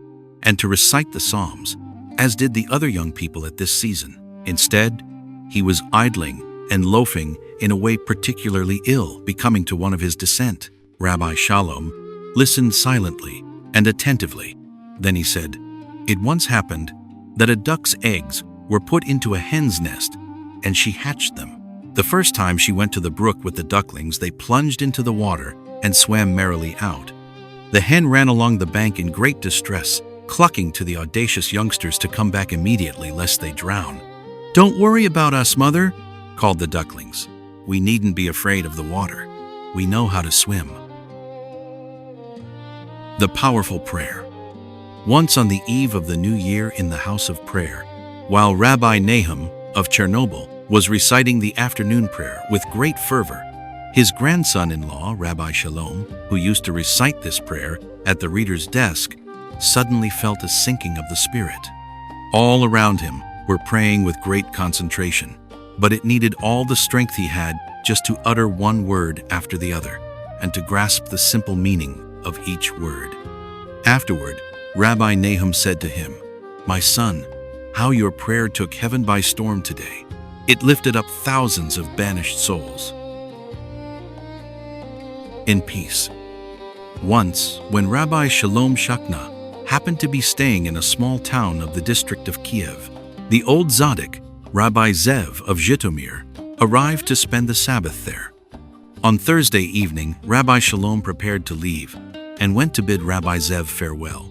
The Tzaddik inquired when Rabbi Shalom expected to reach his destination. "Tomorrow, around 3 in the afternoon," was the reply. "Why do you plan to be on the road after the noon hour on the day before the Sabbath?" Rabbi Zev asked in surprise. "At 12 o'clock I usually put on my Sabbath clothes and start singing the Song of Songs, which is Solomon's King of Peace. By that time the Sabbath peace has already begun for me." "And what am I to do?" replied Rabbi Shalom. "If a tenant farmer comes to me toward evening and tells me his troubles, tells me that his calf has fallen sick, and from his words I gather that he is saying to me, 'You are a lofty soul, and I am a lowly soul. Lift me up to you.' What am I to do then?" From off the table the old man took the 2 candlesticks with the lighted candles, and grasping them in his 2 hands, he accompanied his young guest through the long corridor to the outer door. "Go in peace," he said. "Go in peace." The streets of Nehardia. Rabbi Shalom said, "The Talmud tells of a wise man versed in the lore of the stars, and relates that the paths of the firmament were as bright and clear to him as the streets in the town of Nehardia where he lived. Now if only we could say about ourselves that the streets of our city are as clear and bright to us as the paths of the firmament. For to let the hidden life of God shine out in this lowest world, the world of bodiliness, that is the greater feat of the two." With the same passion, it is written, a Psalm of David and following, after he had gone in to Bathsheba. This is how Rabbi Shalom expounded the verse. David returned to God and said his psalm to him with the same passion with which he had gone to Bathsheba. That was why God forgave him on the instant. On the highest rung. A Hasid of Rabbi Shalom, living in a certain town, happened to be present when the Rav, Rabbi Shneur Zalman, on a visit to the town in the course of a journey on the Sabbath, said Torah with great fervor. But suddenly it seemed to the Hasid that the Rav grew less fervent, that what he said now appeared to lack the admirable passion of what had gone before. The next time the Hasid was with his teacher, Rabbi Shalom, he told of the incident and openly stated his surprise. "How can you venture to judge such matters?" said the Tzaddik. "You don't know enough to do that. But I shall tell you, there is a very high and holy rung, and he who reaches it is freed of all the stuff of earth, and can no longer kindle to flame." Israel of Risen. The New Heaven. When the rabbi of Risen was a child, he was once walking up and down in the yard on a Friday toward evening time, when the Hasidim had already gone off to pray. A Hasid went up to him and said, "Why don't you go in? The Sabbath has already begun." "The Sabbath hasn't begun yet," he replied. "How do you know that?" asked the Hasid. On the Sabbath, he answered, there always appears a new heaven, and I can't see any sign of it yet. On earth, Rabbi Israel of Rizhin, the son of Rabbi Shalom Shachna, and Rabbi Moshe of Savran had quarreled. The Rabbi of Savran, prompted by the wish to make peace, paid his adversary a visit. Rabbi Israel asked him, do you believe there is a tzaddik who clings to God unceasingly? The other answered as one who wants to hide a doubt, there might well be, to which the Rabbi of Rizhin replied, my grandfather was like that. My grandfather, Rabbi Abraham, whom they called the angel. Then the other said, he did not, come to think of it, spend many days on this earth. And the Rabbi of Rizhin, and my father Rabbi Shalom was like that. And again the Rabbi of Savran remarked, he too, come to think of it, did not spend many days on this earth. Then the Rabbi of Rizhin replied, why speak of years and days? Do you think they were on earth in order to dry up here? They came, accomplished their service, and returned. The tale about smoke. Once Rabbi Moshe of Kobrin came to visit the Rabbi of Rizhin on the eve of the Sabbath. He found his host standing in the middle of the room, his pipe in his hand and clouds of smoke wreathing round him. The Rabbi of Rizhin immediately began to tell a story. There was once a man who lost his way in the woods at twilight on the eve of the Sabbath. Suddenly, he saw a house in the distance. He walked toward it. When he entered, he found himself face to face with a robber, a fierce-looking robber, and on the table in front of him lay a gun. The robber jumped up, but before he could get hold of the gun, the man had seized it, and quick as lightning he thought, if I hit him, it will be well. If I miss, the room will at least be full of smoke, and I can escape. When the Rabbi of Rizhin reached this point in his story, he put down his pipe and said, Sabbath. Two kinds of tzaddikim. The Rabbi of Rizhin told how the people of Jassy sneered at the Rabbi of Apt after his sermons. He added, in every generation there are people who grumble about the tzaddik and look askance at Moses. For the Rabbi of Apt is the Moses of his generation. He paused, and after a while he continued, there are two kinds of service and two kinds of tzaddikim. One sort serves God with learning and prayer, the other with eating and drinking and earthly delights, raising all this to holiness. This is the kind the grumbling is about. But God has made them as they are, because he does not want man to be caged in his lusts, but to be free in them. That is the calling of these tzaddikim, to make men free. Those others are the lords of the manifest. These are the lords of the hidden world. It is to them that secrets are revealed, and the meaning of dreams unfolded, as it was to Joseph, who curled his beautiful hair and served God with the delights of this world.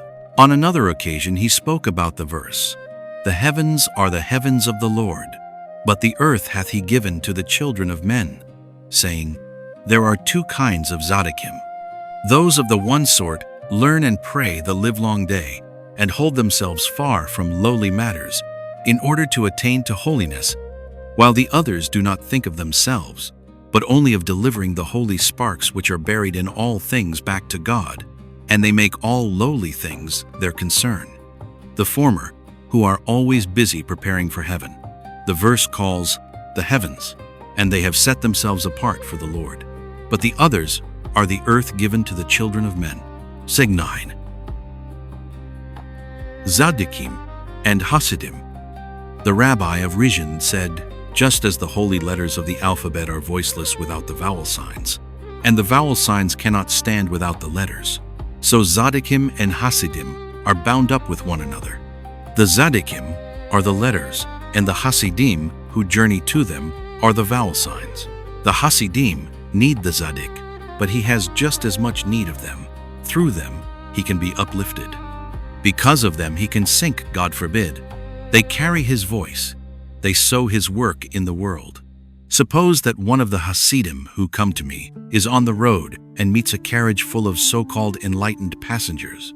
He persuades the coachman to let him ride beside him, and when the time comes to say the afternoon prayer, he gets down from his seat and makes ready, and prays while the carriage waits. And the passengers are annoyed and revile the coachman and shout at him. In the midst of all this, perhaps through all this, they experience a change of soul. The roof. Jacob Ornstein, the Rav of Luau, opposed the Hasidic way, and so once when the rabbi of Rizhin was calling on him, he thought his visitor would launch into subtle interpretations of the scriptures in order to impress him with the scholarship of the Hasidim. But the Tzaddik only asked, "What are the roofs of the houses in Lao made of?" "Out of sheet iron," said the Rav. "And why out of sheet iron?" "To be protected against fire." "Then they might just as well be made of brick," said Rabbi Israel, and took his leave. When he was gone, the Rav laughed and exclaimed, "And that is the man people flock to." A few days later, Rabbi Meir of Primishlan came to Luau to see the rabbi of Rizhin, who was his friend, but found he had already left. They told him what he had said.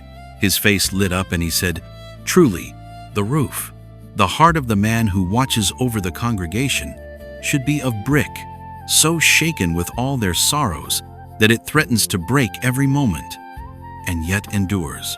But instead, it is of sheet iron." The other way. Once, when the Jews were passing through a period of great stress, the rabbi of Abt, who was then the eldest of his generation, issued a command for a universal fast in order to call down God's mercy. But Rabbi Israel summoned his musicians, whom he carefully selected from a number of different towns, and night after night he had them play their most beautiful melodies on the balcony of his house. Whenever the sound of the clarinet and the delicate tinkle of the little bells floated down from above, the Hasidim began to gather in the garden until there was a whole crowd of them. The music would soon triumph over their dejection, and they would dance, stamping their feet and clapping their hands. People who were indignant at these doings reported to the rabbi of Abt that the day of fasting he had ordered had been turned into a day of rejoicing. He answered, "It is not up to me to call him to account, who has kept the memory of the command in the scriptures green in his heart.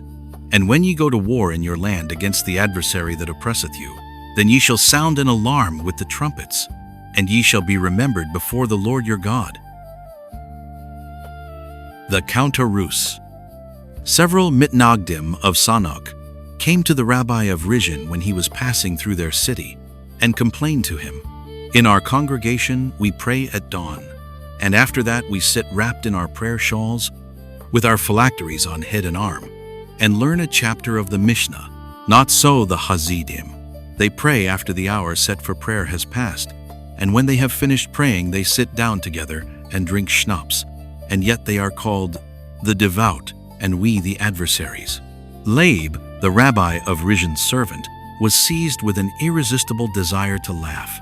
As he listened to this complaint, and not troubling to conceal the reason for his laughter, he said, "The service and prayer of the mitnagdim are ice cold and have no warmth at all, just like a corpse, and when you watch by the side of a body, you study the chapter from the Mishnah prescribed for this occasion. But when the Hasidim have done their bit of service, their heart glows and is warm like one who is alive, and whoever is alive must drink schnapps." The rabbi said, "We'll let the jest pass, but the truth of the matter is this. You know that ever since the day our temple was destroyed, we pray instead of making sacrifice. And just as the sacrifice was disqualified if the thought was impure, so it is with prayer. That is why the evil urge devises ruse upon ruse to confuse him who prays with thoughts alien to prayer. Now for this the Hasidim have invented a counter-ruse. After praying, they sit down together and drink to one another. To life, each tells what is burdening his heart, and then they say to one another, 'May God grant your desire.' And since so our sages say prayers can be said in any language whatsoever, this speaking and answering of theirs while drinking is also regarded as prayer. But all the evil urge sees is that they are eating and drinking and using everyday speech, and so he stops bothering his head about them in it. The Hasidim were once sitting together and drinking when the rabbi entered the room. It seemed to them that he did not eye them with favor. "Are you displeased to find us drinking, Rabbi?" they asked. Yet it is said that when Hasidim sit together over their cups, it is just as though they were studying the Torah. "There is many a word in the Torah," said the rabbi of Rizhin, "which is holy in one passage and unholy in another. So for instance it is written, 'And the Lord said to Moses, Hew thee 2 tables of stone, but also, thou shalt not make unto thee a hewn image.' Why is it that the same word is holy in the first passage and unholy in the second? It is because there the word thee comes after, and here it precedes. So it is with all we do. Whenever the thee comes after, all is holy. When it precedes, all is unholy." The judgment of the Messiah. Many heads of families of Berdichev complained to the rabbi of Rizhin that their sons-in-law had left wives and children in order to become his disciples, and when they asked him to persuade the youths to return home, he told them about a young man who had lived in the days of the great Maggid. He had quitted his father-in-law's house to go to the Maggid. They had fetched him back, and he had pledged on a handclasp that he would stay at home. Yet shortly thereafter he was gone. Now his father-in-law got the Rav of the town to declare that this broken promise was cause for divorce. The young man was thus deprived of all means of subsistence. Soon he fell ill and died. When the Tzaddik had finished his story, he added, "And now, my good men, when the Messiah comes, the young man will hail his father-in-law before his court of justice. The father-in-law will quote the Rav of the town, and the Rav will quote a passage from the commentary on the Shulchan Aruch. Then the Messiah will ask the young man why, after giving his hand on it that he would remain at home, he broke his promise just the same. And the young man will say, 'I just had to go to the rabbi.' In the end, the Messiah will pronounce judgment. To the father-in-law he will say, 'You took the Rav's word as your authority, and so you are justified.' And to the Rav he will say, 'You took the law as your authority, and so you are justified.' And then he will add, 'But I have come for those who are not justified.'" The Tzaddik and the people. The rabbi of Rizhin said, "As when someone prepares to split a tree with an axe and takes a great swing at it but misses, and the axe goes into the earth, so it is when the Tzaddik talks to people in order to rouse their hearts to the service of God. But they do not heed him and admire only the cleverness and artfulness of his sermon." The hidden teachings. Concerning the verse, "For instruction shall go forth from me," the rabbi of Rizhin said, "The teachings will never be altered. The first book of Moses will forever be the book of beginnings, which tells what happened to our fathers from the day God created the world. But there is something which is hidden from us, what God wrought before he created the world. And that is what is meant by the words, 'Now will it be said to Jacob and of Israel, what God hath wrought.' And the same is meant by the words, 'For instruction shall go forth from me, telling what I wrought before I created the world." End quote. Ezekiel and Aristotle. Once when many wise men were gathered about his board, the rabbi of Rizhin asked, "Why are the people so set against our master Moses ben Maimon?" A rabbi answered, "Because in a certain passage he asserts that Aristotle knew more about the spheres of heaven than Ezekiel. So why should we not be set against him?" The rabbi of Rizhin said, "It is just as our master Moses ben Maimon says. 2 people entered the palace of a king. One took a long time over each room, examined the gorgeous stuffs and treasures with the eyes of an expert, and could not see enough. The other walked through the halls and knew nothing but this. This is the king's house. This is the king's robe. A few steps more, and I shall behold my lord, the king." The road makers. When the rabbi of Ger visited the rabbi of Rizhin in Sadagora, his host asked, "Are there good roads in Poland?" "Yes," he replied. "And who," the rabbi of Rizhin continued, "is responsible for the work and directs it, Jews or non-Jews?" "Jews," answered the rabbi of Ger. "Who else," exclaimed the rabbi of Rizhin, "could be versed in the work of making roads?" Who may be called man? Concerning the words in the Scriptures, when any man of you bringeth an offering to the Lord, the rabbi of Rizhin said, only he who brings himself to the Lord as an offering may be called man. The right kind of altar. It is written, an altar of earth thou shalt make unto me, and if thou make me an altar of stone, thou shalt not build it of hewn stones. For if thou lift up thy tool upon it, thou hast profaned it. It's climax where the rabbi of Rizhin expounded this as follows. The altar of earth is the altar of silence, which is most pleasing to God. But if you do make an altar of words, do not hew and chisel them, for such artifice would profane it. The nature of service.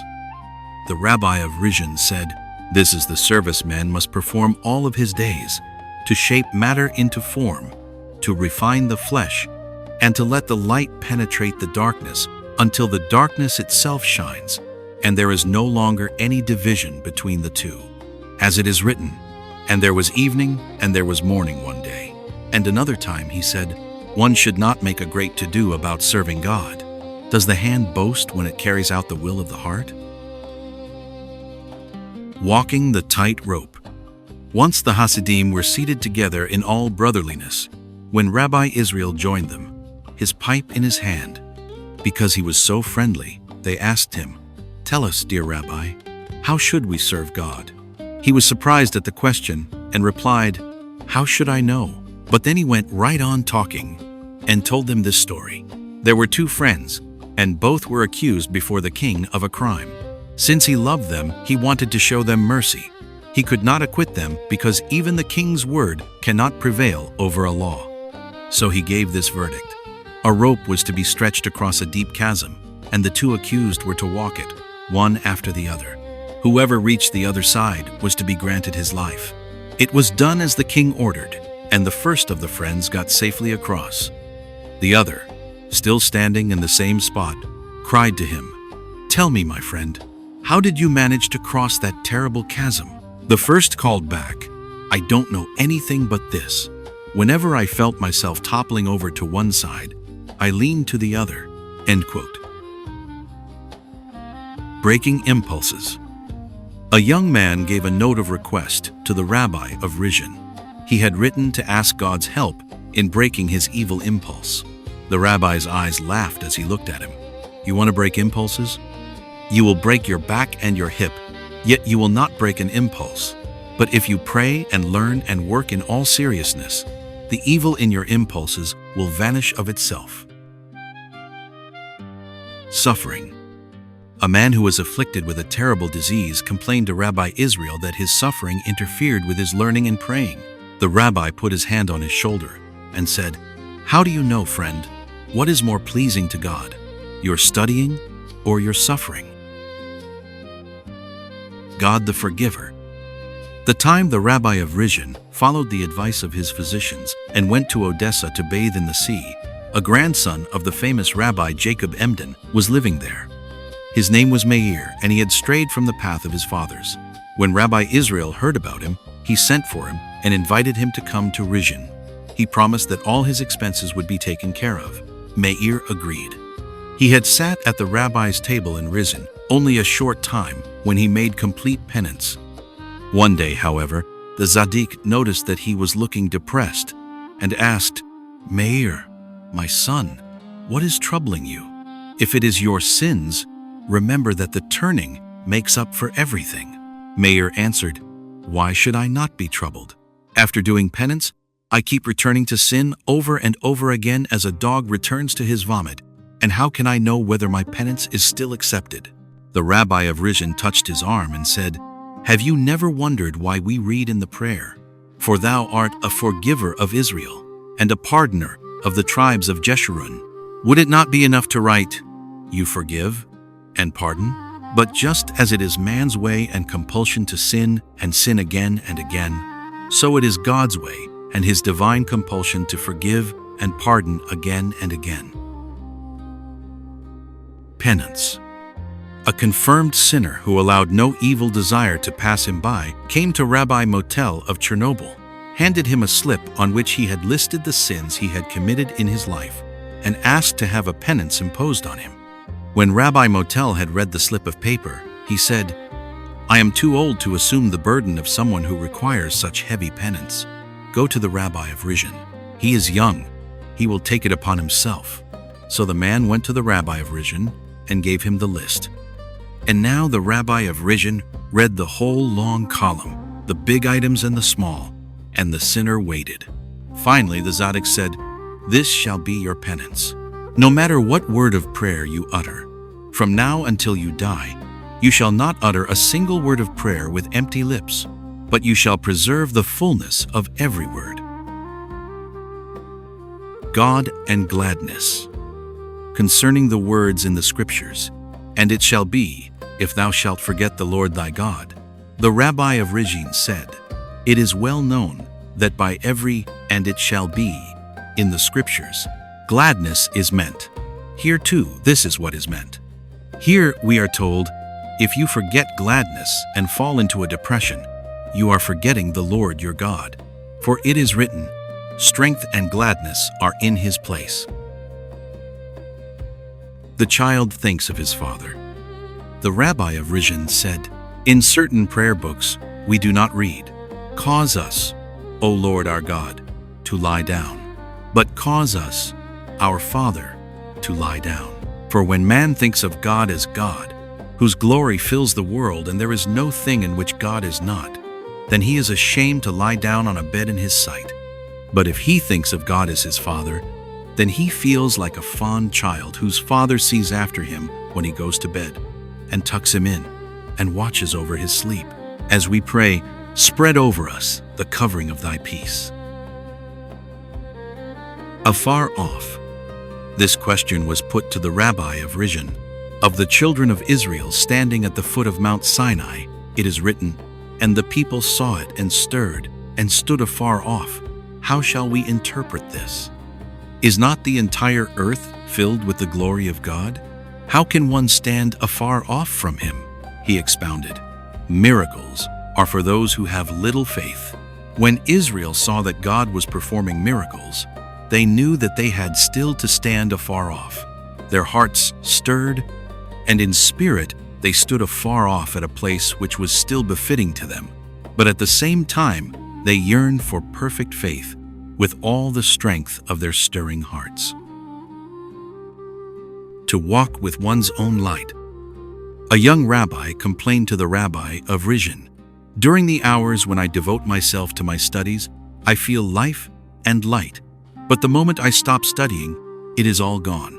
What shall I do?" The Rabbi of Rizhin replied, "That is just as when a man walks through the woods on a dark night, and for a time another joins him, lantern in hand, but at the crossroads they part and the first must grope his way on alone. But if a man carries his own light with him, he need not be afraid of any darkness." End quote. Holy Spirit. The Rabbi of Rizhin was asked, "What does it mean when they say of some person or other that he has a Holy Spirit?" He answered, "If a man really has spirit, and he does not allow it to grow impure, that is called Holy Spirit." Controversy for the sake of heaven. The Rabbi of Rizhin said, when the Hasidim see one rabbi carrying on a controversy with another, they too begin to argue with one another. But in reality, only the Tzaddikim are permitted to carry on a controversy, for it is a controversy for the sake of heaven. That is why it says in the Talmud, which controversy was for the sake of heaven? That of Hillel and Shammai. It does not say of the school of Shammai and the school of Hillel, for a controversy for the sake of heaven can be waged only by the teachers, not by their disciples.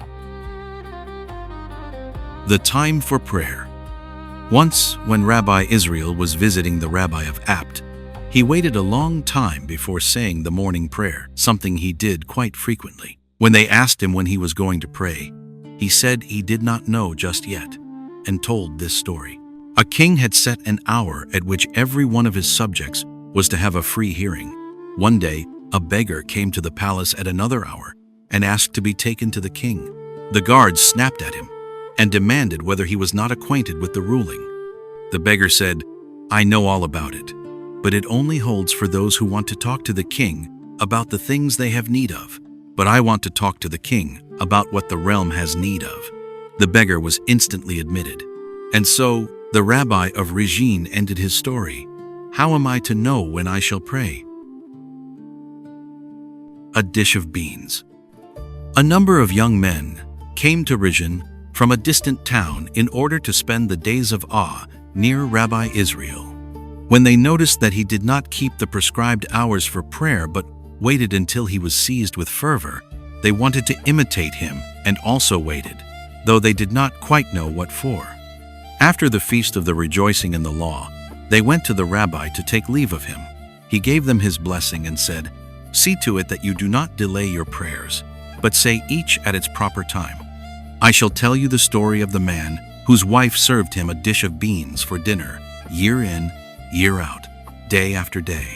Once she was delayed, and the meal was put on the table an hour late. When her husband saw the beans, he grew angry and cried, 'I thought that today you were going to serve me an especially fine dish, and that the cooking of it had taken up so much time, because it required many ingredients and particular care. But I am not in the mood to wait for the beans I eat every day.' With that, the tzaddik ended his tale. The young men bowed and started on their homeward journey. In an inn, where they stopped on the way, they met an old man whose face was unfamiliar to them, but with whom they immediately entered into conversation. When they told him what the rabbi had said to them in parting, he smiled and said, the cause of the man's anger was that there was as yet no perfect love between him and his wife. If there is such love, the man is well pleased if his wife lets him wait a long time, and then serves him a dish he eats every day, and there is nothing his heart does not regard as new and good, is one. These words struck the young men deeply. When they went to Regine again on the days of awe, they told the rabbi of the incident. He was silent for a time, and then said, "What the old man said to you, he also said to me, and he also said it to God." In the attic. This story is told. Every night the rabbi of Regine was in the habit of climbing to the attic and staying there for 2 hours. During that time, his servant Shmulik, who accompanied him, waited sitting on the stairs. Once the Zaddik's daughter wanted to fetch something from a cupboard which was in the attic and found Shmulik sitting there and weeping. She asked him what was the matter. "Someone," he said, "slipped me a lot of money so that I should let him go into the rabbi, and now he is inside." He opened his hand and showed her the money. Just then the rabbi came out at the door. There was no one in the room. In Shmulik's palm lay a few shards of clay. Of a hidden tzaddik. This story is told. A Hasid of the rabbi of Regine had a daughter who was afflicted with serious eye trouble, which no doctor knew how to cure. Time and again he begged the rabbi to help him, but no help was granted him. Finally, when the girl was stricken blind, the tzaddik said to him unasked, "Take your daughter to Luau, and when you get there, wait for the vendors who go about the streets and call out their wares, each with his own sing-song cry. For instance, fine pretzels, fresh pretzels. He whose cry you like best is the one who can heal your daughter." The Hasid did as he was told and soon discovered the man who sang out his wares most to his liking. He bought a pretzel from him and asked him to bring some to the inn the next day. When the vendor entered his room, the Hasid locked the door and repeated the words of the rabbi of Regine. The vendor's eyes snapped, and he shouted, "You let me out of here, or I'll make a heap of bones of you, along with your rabbi." The Hasid opened the door in terror. The man disappeared, but the girl was cured. Return, O Israel. This is what Rabbi Israel of Regine said on the Sabbath of the turning. Hosea says, "Return, O Israel, unto the Lord thy God." That was said to the whole world and to all the creatures of heaven and earth. For everything that has been created, below and above, all the servants of the Most High, the angels, the seraphim, the heavenly creatures, the holy wheels, all up to the throne of God himself, must accomplish the turning. And that is what the words, "unto the Lord thy God," mean. All creatures of all rungs to the very highest, up to the throne of God, must accomplish the turning. But when he had said this, Rabbi Israel addressed himself, O Israel, return, Israel, unto the Lord thy God. Turning and redemption. The Rabbi of Rizhin said, they say that the Tzaddik of Spola, the grandfather, once called out, Messiah, why don't you come? What are you waiting for? I swear to you by my beard that the Jews will not atone, and I shall not contradict the grandfather of Spola. But this I promise you, Lord of the world, I promise you that they will atone just as soon as Messiah, the King, appears. And they have some justification, for before ever we sinned, you in your covenant with Abraham, between the section of the sacrifice, sentenced us to 4 exiles. Therefore, you must redeem us before we do penance. If now shand. On another occasion, the Rabbi of Rizhin laid the fingers of his right hand on the table after the morning meal, and said, God says to Israel, return unto me, and I will return unto you. Then he turned his right hand palm up and said, But we, children of Israel, reply, Turn thou us unto thee, O Lord, and we shall be turned. Renew our days as of old, for our exile is heavy on us, and we have not the strength to return to you of ourselves. And then he turned his hand palm down again and said, But the Holy One, blessed be he, says, First you must return unto me. 4 times the Rabbi of Rizhin turned his hand, palm up and palm down. But in the end he said, The children of Israel are right though, because it is true that the waves of anguish close over them, and they cannot govern their hearts and turn to God. The time to come. It was on a Sabbath, and the Rabbi of Rizhin sat at his table, surrounded by his Hasidim.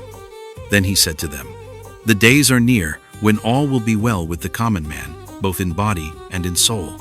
But all will not be well with the extraordinary man, not in body and not in soul.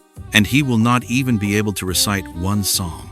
And he concluded, Why do I tell you this? So that your hearts shall not grieve. It ought to be so. It must be so.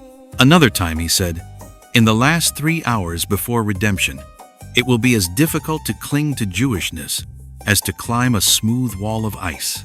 That is why in the Hoshanot prayer we say, 3 hours, pray help. Those are the last hours.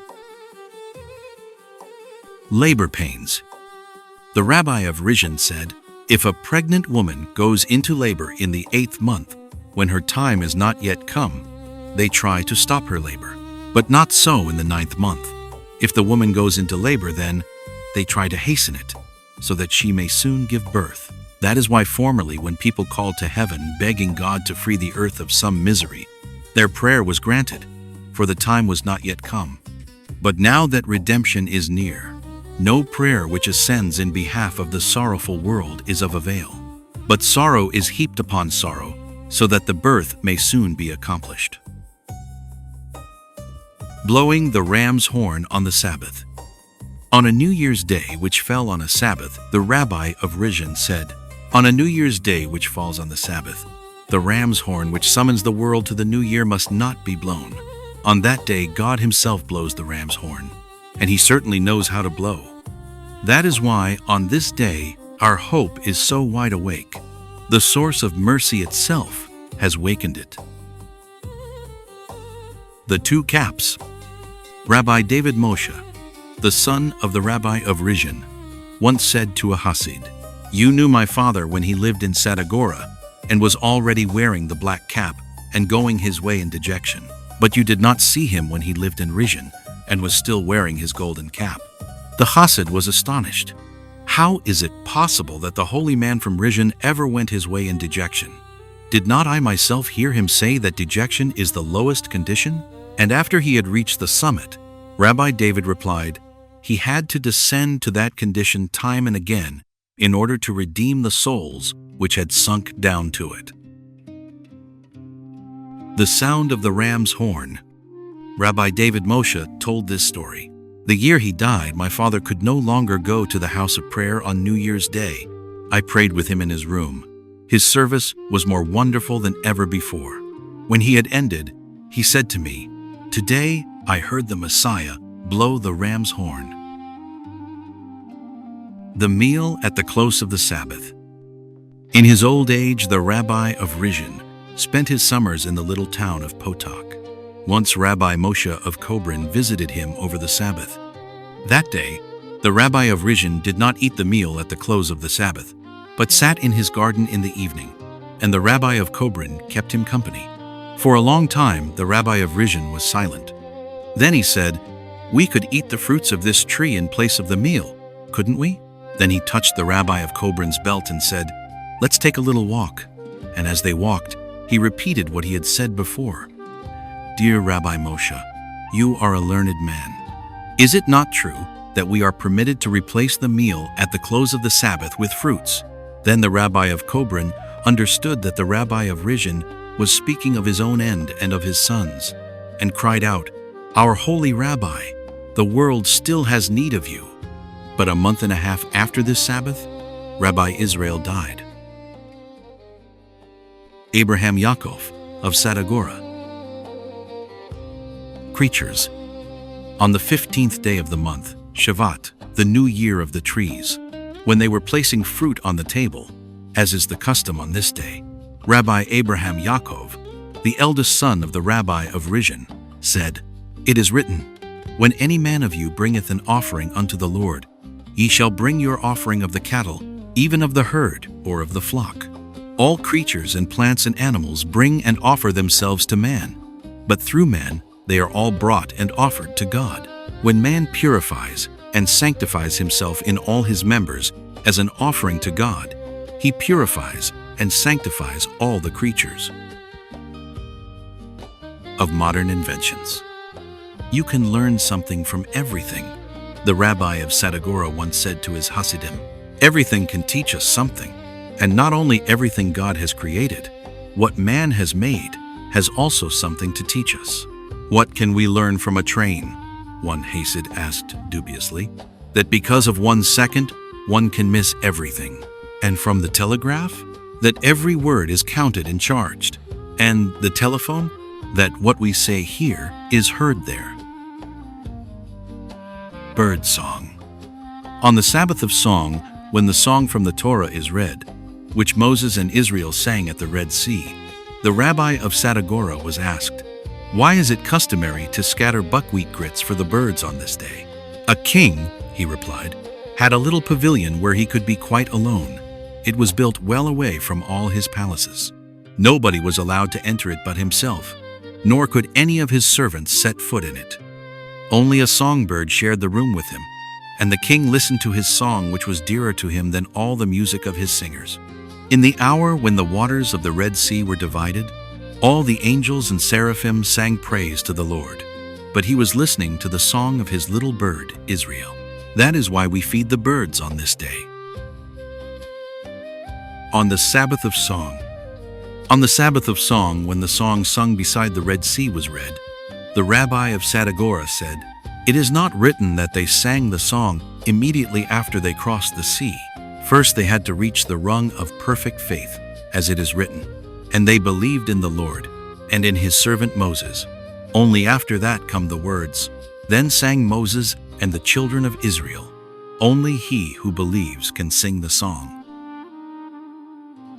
All the melodies. Rabbi Abraham Yaakov said, "Every people has its own melody, and none sings that of another, but Israel sings all of them, in order to bring them to God." Thus, in the section of songs, all the creatures that live on the earth, and all the birds utter each his own song, but Israel makes a song out of all of their songs, in order to bring them to God. Testimony. One Friday evening, a group of so-called enlightened men entered the house of the rabbi of Sadagora, uninvited, to hear him say the Kiddush and then to make fun of it. When the Tzaddik noticed this, he said, "The words from Genesis, which we say to inaugurate the Sabbath, and the heaven and the earth were finished, are spoken here, as we all know, in testimony of the work of creation of the one and only God. And where could testimony be more in place than where there is denial? So let us testify in the face of these who deny that God created the world and that he guides it. He rose and said the Kiddush. Everyone has his place. Rabbi Abraham was asked, "Our sages say, and there is not a thing that has not its place, and so man too has his own place. Then why do people sometimes feel so crowded?" He replied, "Because each wants to occupy the place of the other." Sufferings and pangs. Once the rabbi of Sadagora sat at his midday meal and sighed and did not eat. His sister asked him what was troubling him and repeated her questions several times. At last, he answered her with a question of his own. "Have you heard the reports about the sad condition of our brothers in Russia?" "It seems to me," she answered, "that these sufferings might be the birth pangs that herald the coming of the Messiah." The Tzaddik considered this. Perhaps, he finally said. But when suffering is about to reach its peak, Israel cries out to God, saying it can bear it no longer, and God is merciful and hears them. He relieves the suffering and postpones redemption. The Wandering Light. A friend once asked the rabbi of Sadagora, "How can this be? A number of holy men who lived before our time alluded to a date on which redemption was to come. The era they indicated has come and gone, but redemption has not come to pass." The Tzaddik replied, "My father, may his memory be a blessing unto us, said this. In the Talmud, we read that all the calculated dates of redemption have passed. But just as the divine presence left the sanctuary and went into exile in the course of 10 journeys, so she cannot return all at once, and the light of redemption loiters between heaven and earth. At every date, it descended one rung. The light of redemption is now dwelling in the lowest heaven, which is called the curtain. That is what my father said. But I say, the light of redemption is spread about us at the level of our heads. We do not notice it because our heads are bowed beneath the burden of exile. Oh, that God might lift up our heads." Nahum of Stepanest. Playing checkers. On one of the days of Hanukkah, Rabbi Nahum, the son of the rabbi of Rizhin, entered the house of study at a time when he was not expected and found his disciples playing checkers, as was the custom on those days. When they saw the Tzaddik, they were embarrassed and stopped playing.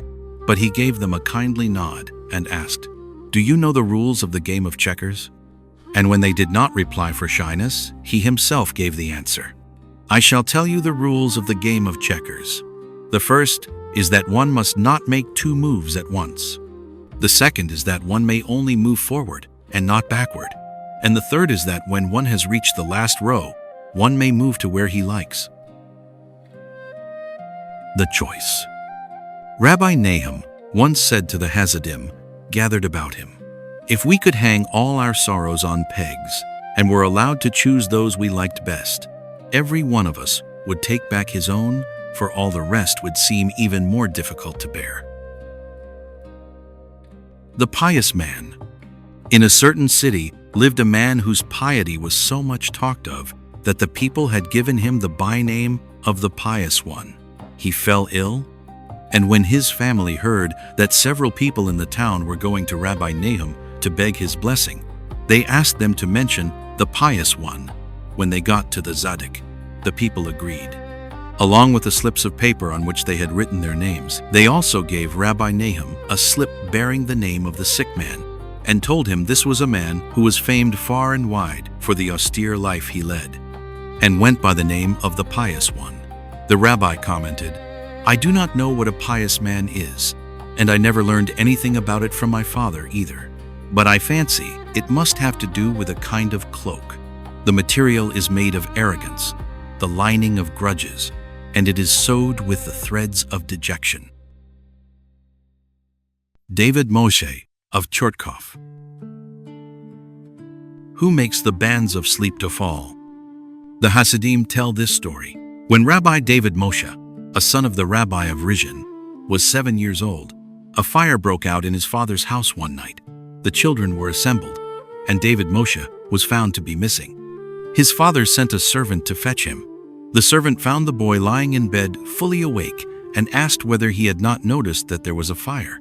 David Moshe said nothing, but gave the servant to understand through signs that he had of course noticed it, but that since he had already said the nightly prayer, beginning, "Who makes the bands of sleep to fall upon mine eyes?"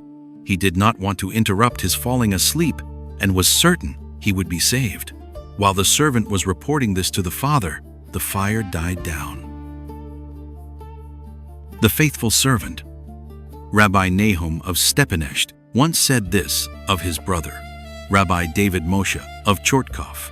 When my brother David Moshe opens the book of Psalms and begins to recite the praises, God calls down to him, "David Moshe, my son, I am putting the whole world into your hands. Now do with it just as you like." Oh, if he only gave me the world, I should know very well what to do with it. But David Moshe is so faithful a servant that when he gives the world back, it is exactly as it was when he received it. The birth of a melody.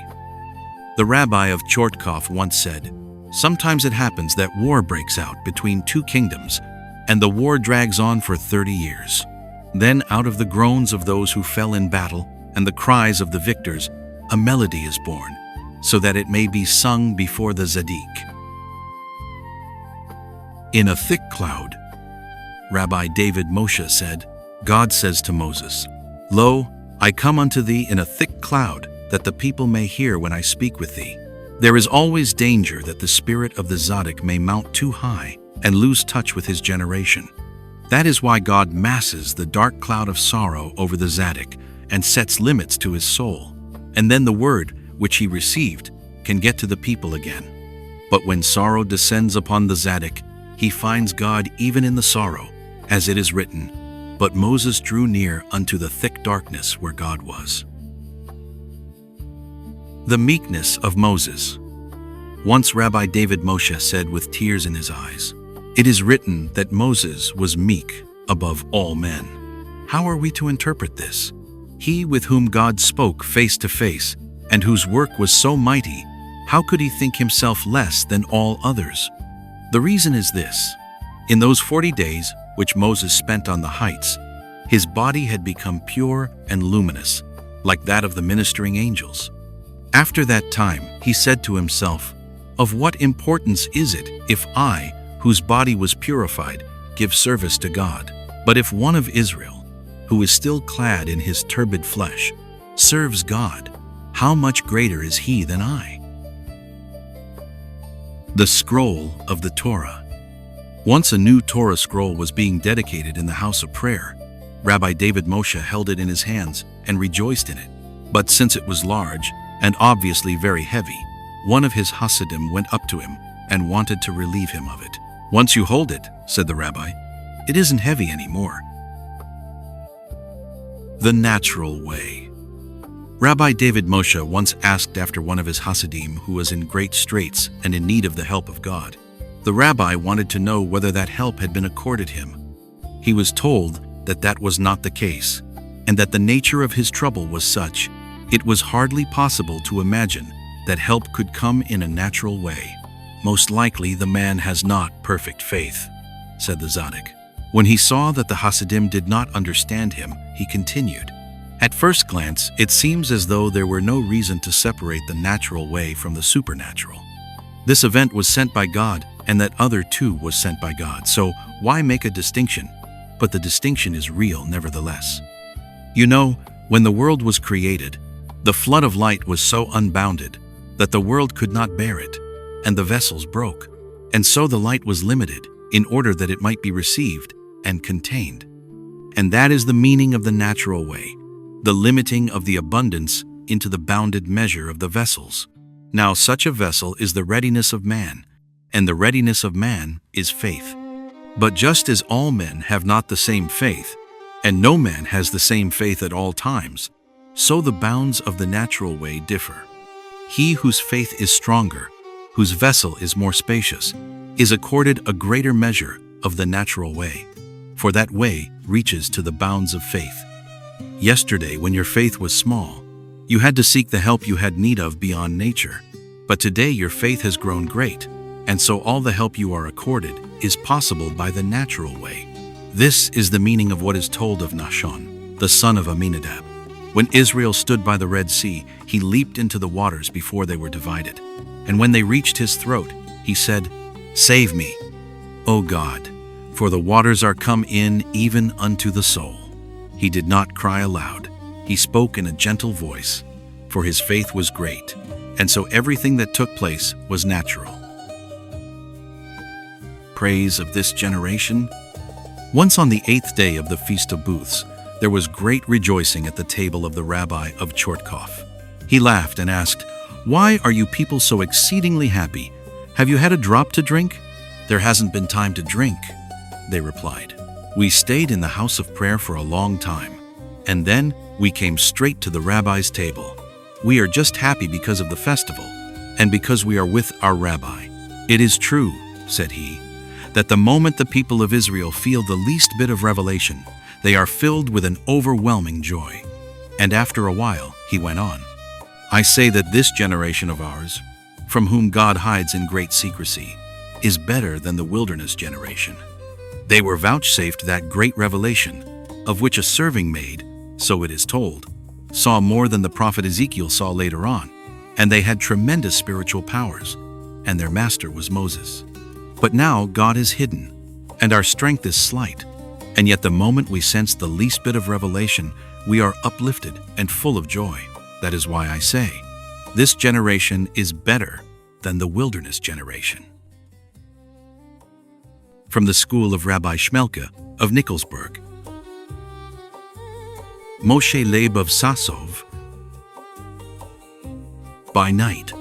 In his youth, Moshe Leib sometimes secretly changed his dress of an evening, left the house unobserved, and shared in the amusements of some young men of his own age, singing and dancing with them.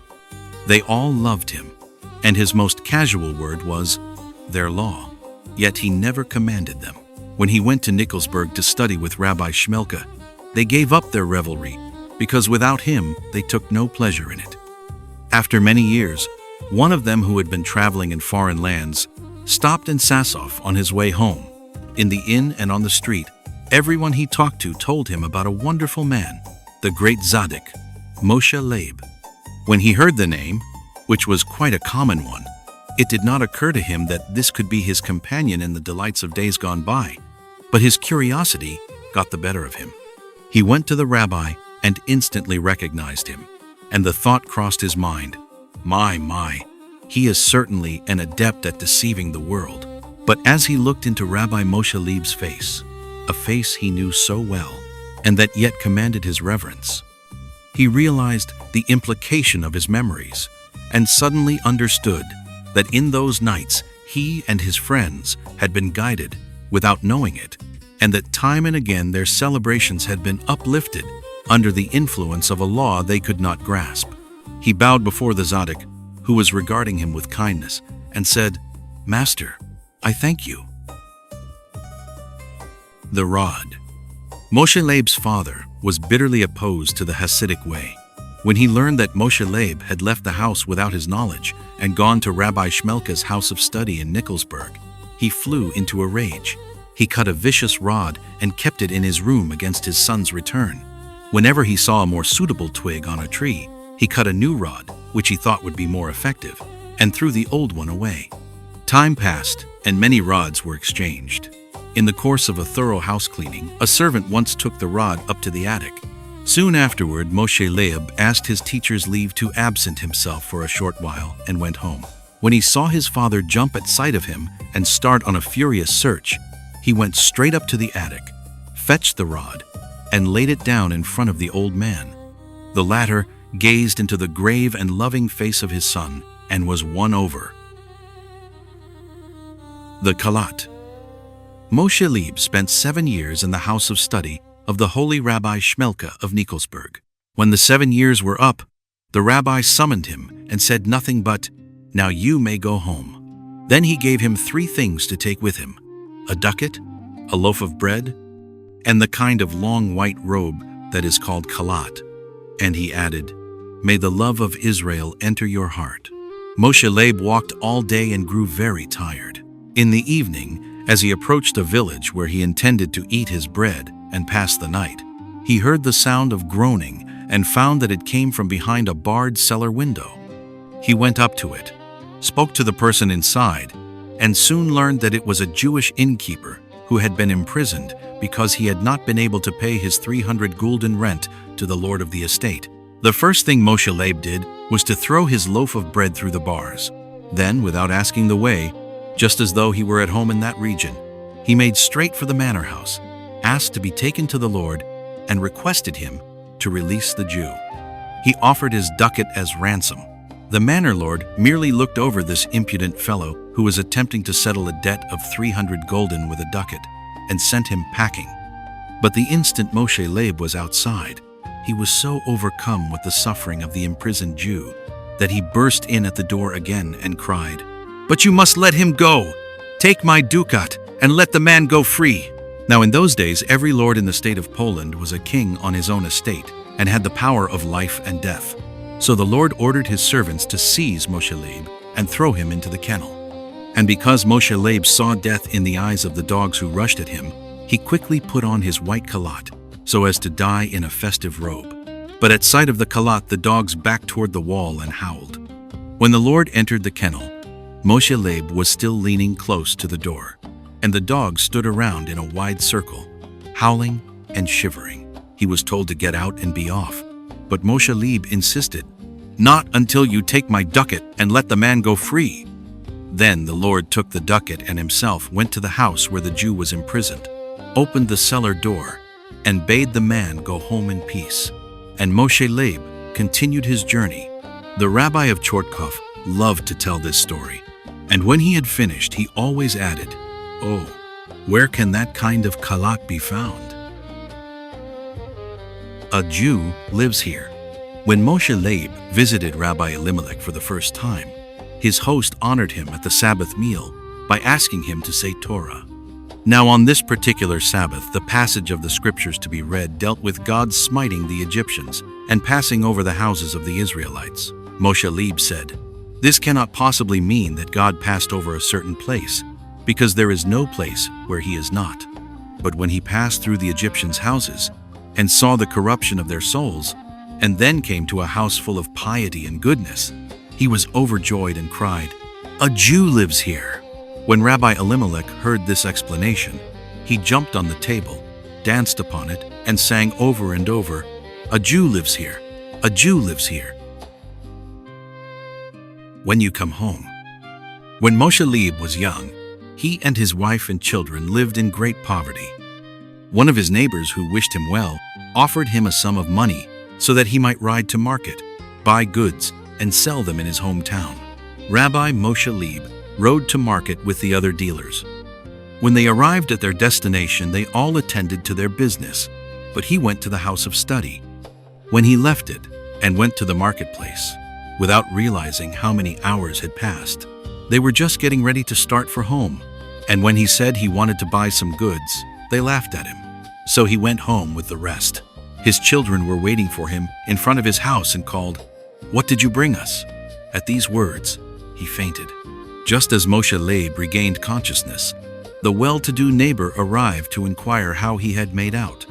He saw how wretched Moshe Leib looked and asked, "What's the matter, Rabbi? Have you lost the money? But don't let that worry you. I'll give you more." Rabbi Moshe Leib only said, "Oh, what shall I do if in the future I come home and they ask, 'What have you brought us?'" "Well, if that's the way it is," said the neighbor, "you had better carry on your business at home." After this, he made known to the world that Rabbi Moshe Leib was a Tzaddik. How long? Long after Rabbi Moshe Leib's death, his son, Rabbi Shmelka of Sasov, was asked to tell about his father. He said, "He died when I was still a boy, and at that time I did not have the understanding to grasp his actions.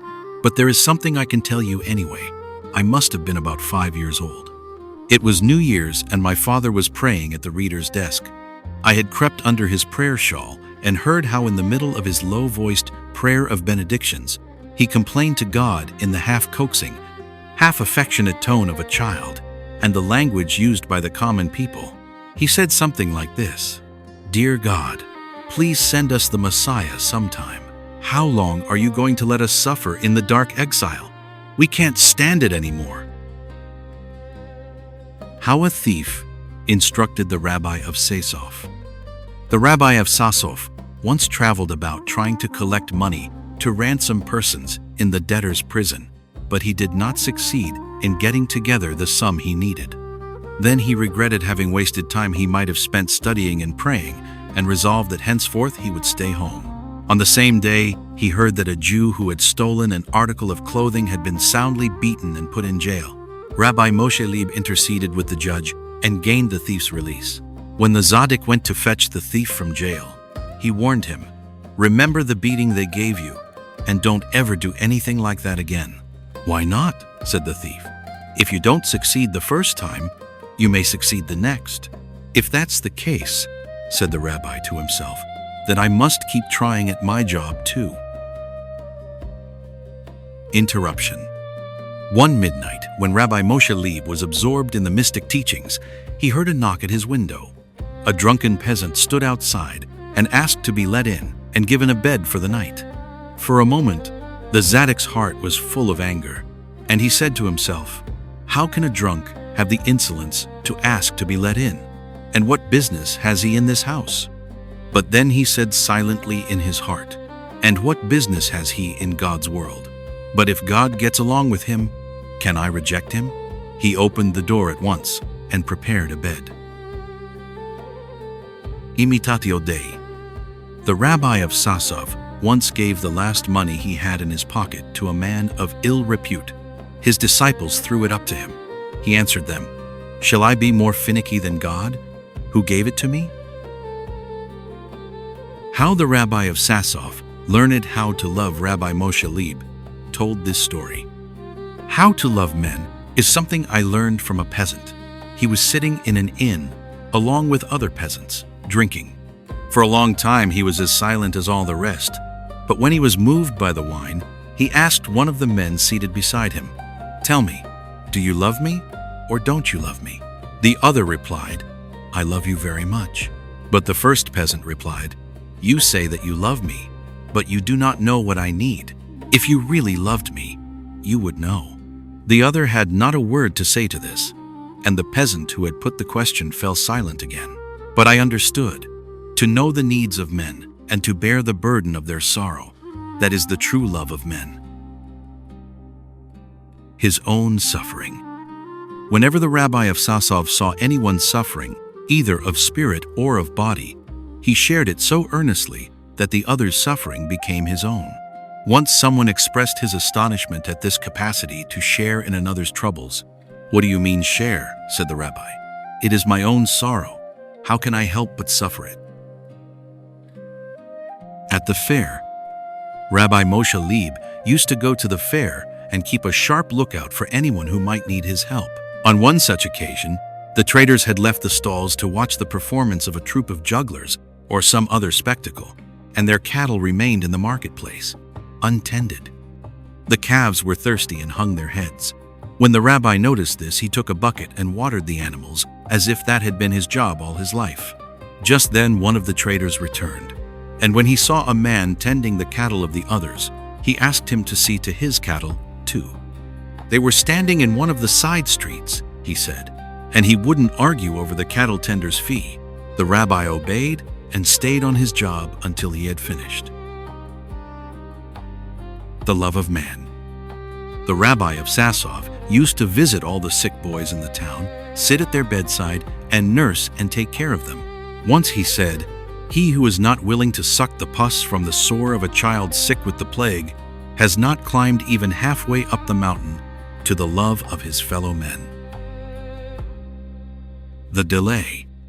On the eve of the Day of Atonement, when the time had come to say Kol Nidre, all the Hasidim were gathered together in the house of prayer, waiting for the rabbi.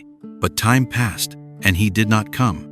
Then one of the women of the congregation said to herself, "I guess it will be quite a while before they begin, and I was in such a hurry and my child is alone in the house. I'll just run home and look after it to make sure it hasn't awakened. I can be back in a few minutes." She ran home and listened at the door. Everything was quiet. Softly, she turned the knob and put her head into the room, and there stood the rabbi, holding her child in his arms.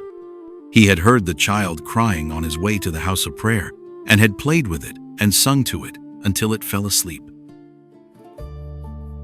Lamentations at midnight.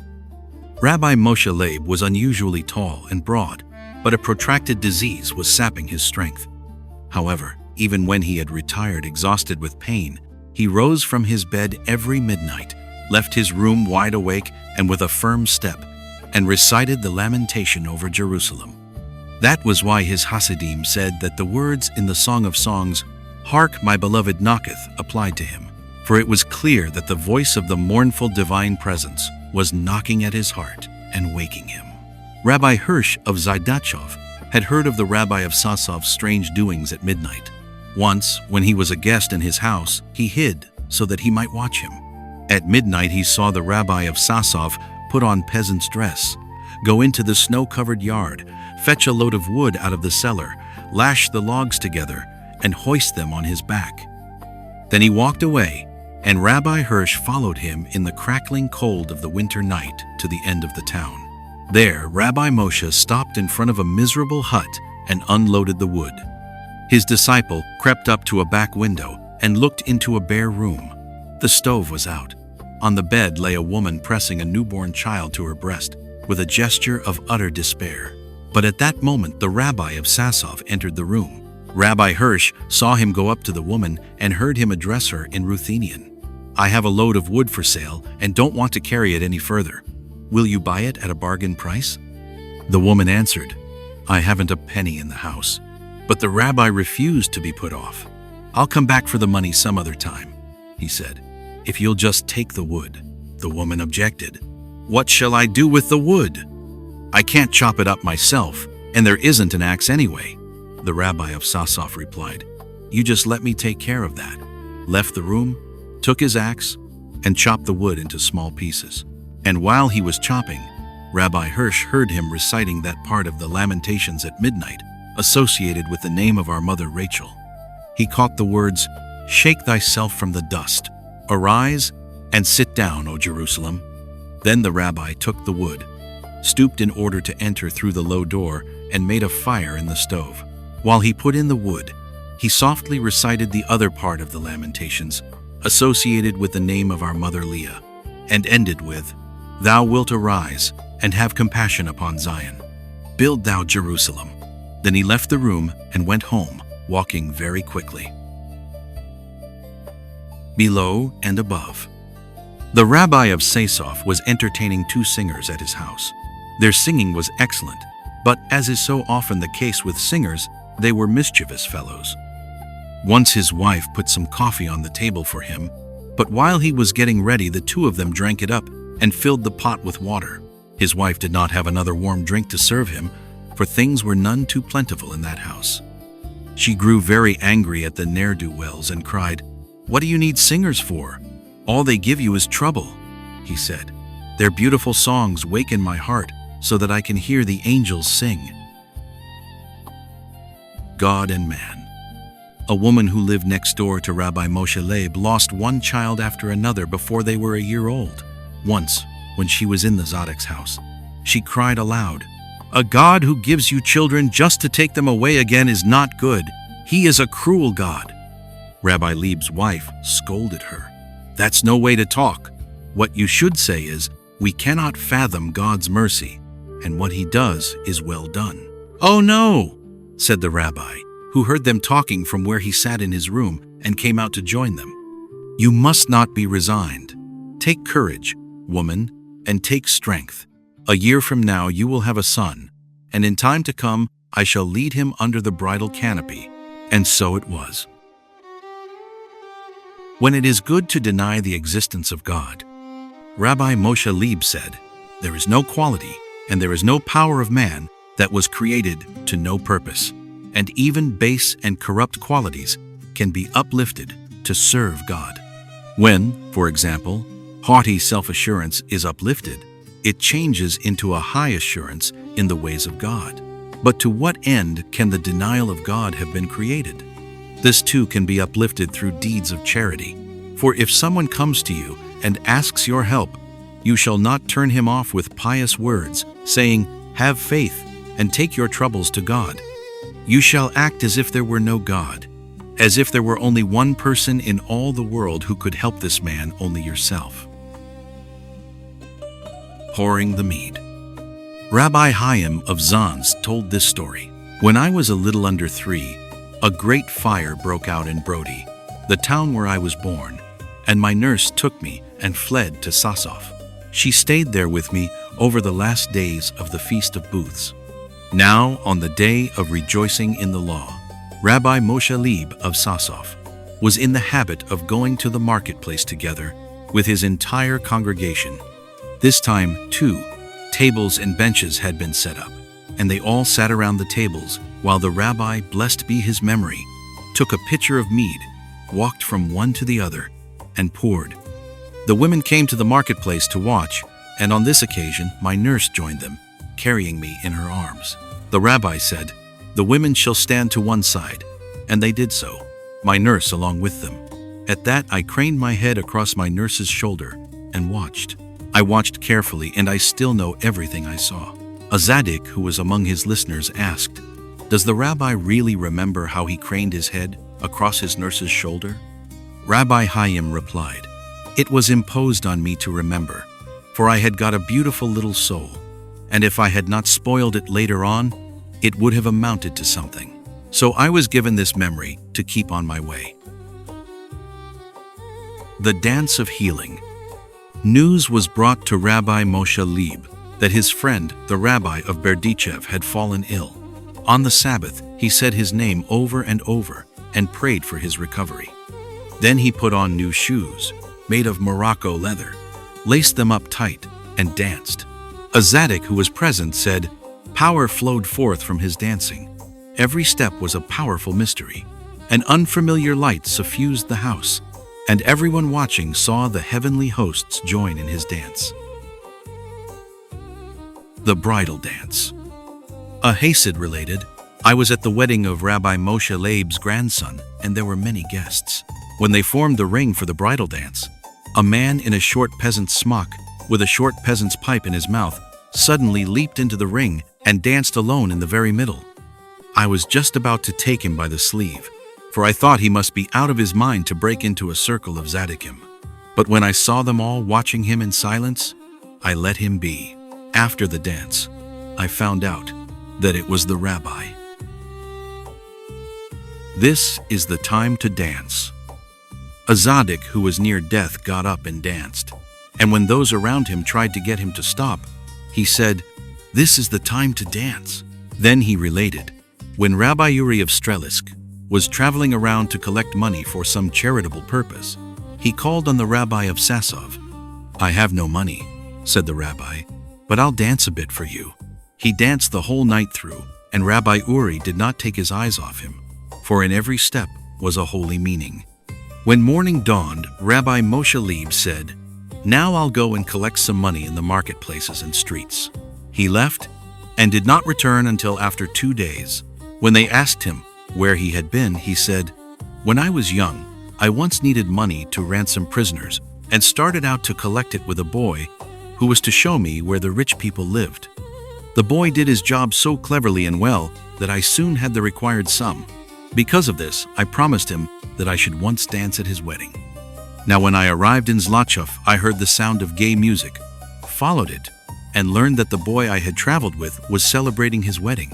And so I danced and made merry with the merry until now. And that is why I say." The Tzaddik who was telling the story added, "When they come to you with a demand, it is time to dance." How the rabbi of Sasov helped a woman bear her child. The story is told. In a certain village, a woman had been lying in labor for days, and the hour of her delivery would not come. They sent a messenger to the rabbi of Sasov to ask him to beg God to have mercy on her. At dead of night, the man arrived in the city where he knew no one, not even the Tzaddik, and could not find his way in the dark. Only one house was still lit. The messenger knocked. An old man opened the door, poured him a glass of brandy to refresh him, and asked why he had come. When he heard the cause of the journey, he said, "It is too late to go there now.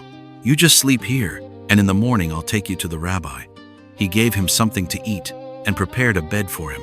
The man woke up early in the morning and was sorry that he had given in to his own weariness and the words of the old man, and postponed his pressing errand.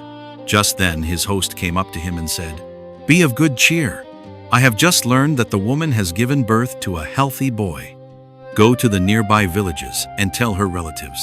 When the man was outside the house, he discovered from the questions people asked him that he had been a guest of the rabbi, but he did not venture to go back in.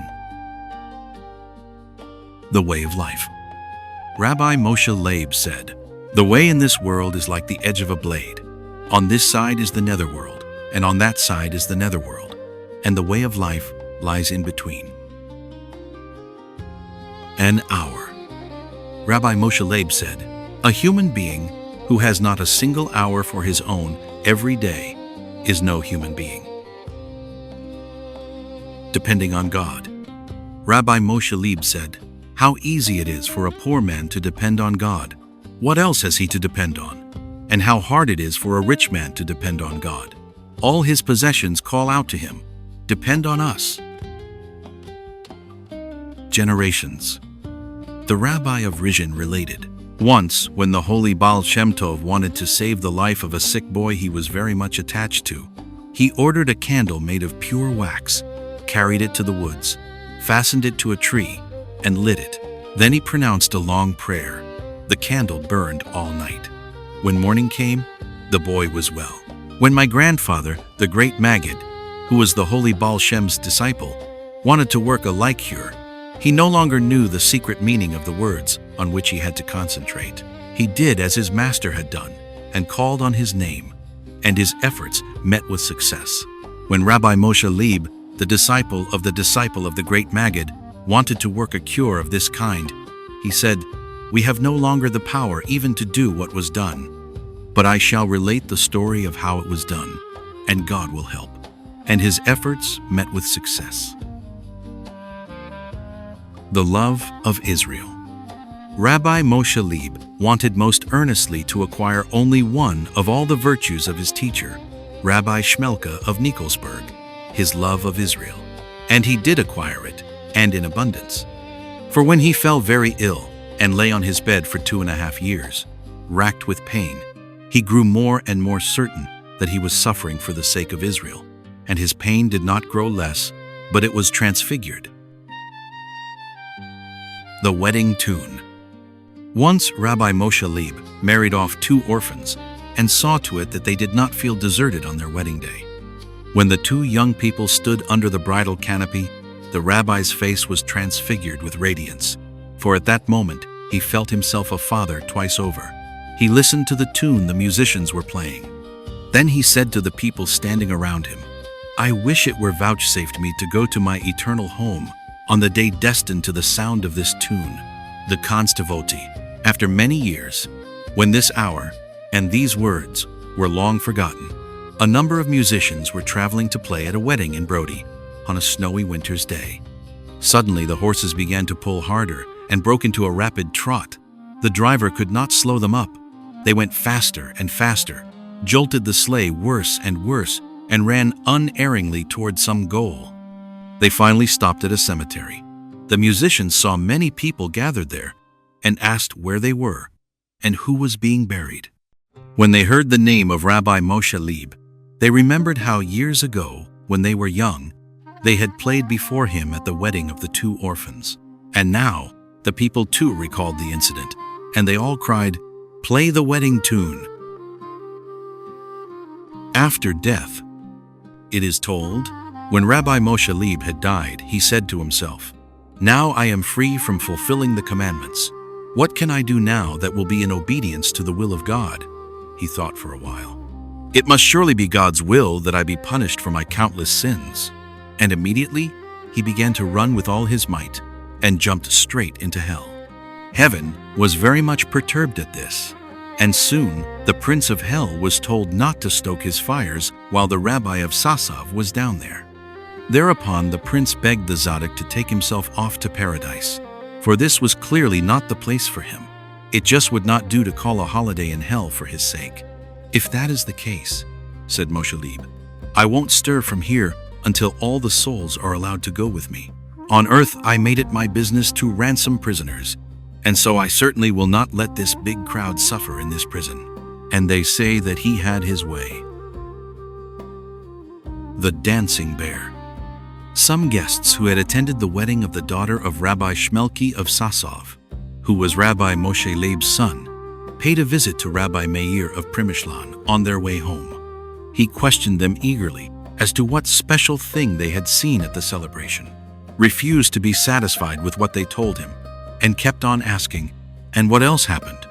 Finally, they said, while the traditional dances with the bride and groom were going on, an enormous man completely disguised as a bear leaped into the circle and did a most magnificent bear's dance. Everybody marveled at his really wonderful bounds, and there was a great clapping of hands. And then, just as suddenly as he had come, he was gone. No one knew him. "I'll tell you," said Rabbi Meir. "That was none other than our holy teacher, Rabbi Moshe Leib of Sasov. May his memory help us, who came down from the uppermost paradise to rejoice with his family." His heart. Once Rabbi Bunam was asked, "Have you ever known a Zaddik whose heart was broken and crushed, and yet sound and whole?" Rabbi Bunam replied, "Yes, I did know such a Zaddik. It was Rabbi Moshe Leib of Sasov." He who lives forever. The hour before he died, Rabbi Shmelk of Sasov saw his father Rabbi Moshe Leib and his great teacher Rabbi Mikal, the Maggid of Zlachov, standing beside him. Then he began to sing the hymn, "Glory and faithfulness are his who lives forever." When he came to the verse, "Cognition and expression are his who lives forever," he stopped singing and said, "When a man approaches his end, when the power of expression and the power of cognition are being taken from him, he shall give these two, cognition and expression, to him who lives forever." End quote. Menahem Mendel of Kosov and Hayim of Kosov. Wherefore? Once when they asked Rabbi Mendel of Kosov with great insistence, "Why doesn't the Messiah come?" he replied, "It is written, wherefore did the son of Jesse not come, neither yesterday nor today? Why does he not come? Because today we are no different from what we were yesterday." Destroying a man. A deputation came to Rabbi Mendel of Kosov to complain of a certain slaughterer in their town. After they had enumerated a long list of misdeeds, the people asked the Zaddik to relieve this objectionable person of his office. But one who had come along with the rest disputed their testimony, saying that it was slander and sprang from hatred. Rabbi Mendel decided in favor of the slaughterer. The others reproached him bitterly because he had believed the words of one single man and ignored the majority. "The scriptures relate," he said, "that God bade Abraham offer his son as a burnt offering, and Abraham prepared to obey. But an angel stopped him, and instantly he heeded the angel's voice, even though God had not himself revoked his command. What the Torah teaches us thereby is this: none but God can command us to destroy a man. And if the very smallest angel comes after the command has been given and cautions us, 'Lay not thy hand upon,' we must obey him." The right kind of help. Among Rabbi Mendel's Hasidim was a man by the name of Rabbi Moshe, who was both well-to-do and fond of doing good deeds. And then the wheel of fortune turned, to use a popular phrase, and he lost all his money and fell into debt. He went to the Zaddik and told him about his predicament. "Go to my brother-in-law, the Seraph of Strelisk," said Rabbi Mendel, "and pour your heart out to him." The man did so. When Rabbi Uri of Strelisk had heard his story, he said, "I shall take the bath of immersion for you, and the merit of this bath will accrue to your benefit." The man returned to his master and reported what had happened. "Go back to my brother-in-law," said the rabbi of Kosov, "and say to him, 'The bath of immersion will not serve to pay my creditors.'" The man rode to Strelisk a second time and said what he had been told to. "Very well, my son," the seraph replied. "In that case, I shall also dedicate to your welfare the merit of the phylacteries which I shall put on today." When the man repeated this in Kosov, Rabbi Mendel said, "Give my brother-in-law this message from me.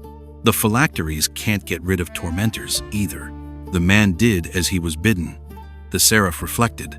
"Well," said he, "if that is the case, I shall do my utmost for you. I shall dedicate to you the merit of all the prayers I say today, and thus from this hour on, the three merits will unite in giving you help." Rabbi Moshe returned to Kosov and gave his report. "Go," said the Tzaddik, and he spoke as softly as always, only more slowly. And when he spoke slowly, the effect on those who were listening was greater than if he had raised his voice. "Go, speak to my brother-in-law in my name, and say, all this will not settle a single debt." When the seraph received this message, he immediately put on his fur coat and set out for Kosov. The moment he arrived at his brother-in-law's, he asked, "What do you want of me?" "What I want," said Rabbi Mendel, "is for both of us to travel around for a number of weeks and collect money from our people. For it is written, 'Thou shalt uphold him,' and that is what they did."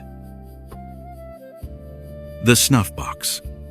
Once when Rabbi David of Zablotov, the son of Rabbi Mendel of Kosov, was visiting Rabbi Zevi Hirsch in Zhaidachov, he happened to pull his snuff box out of his pocket to take a pinch. Hardly had Rabbi Hirsch laid eyes on the box when he asked, "Where did you get that?"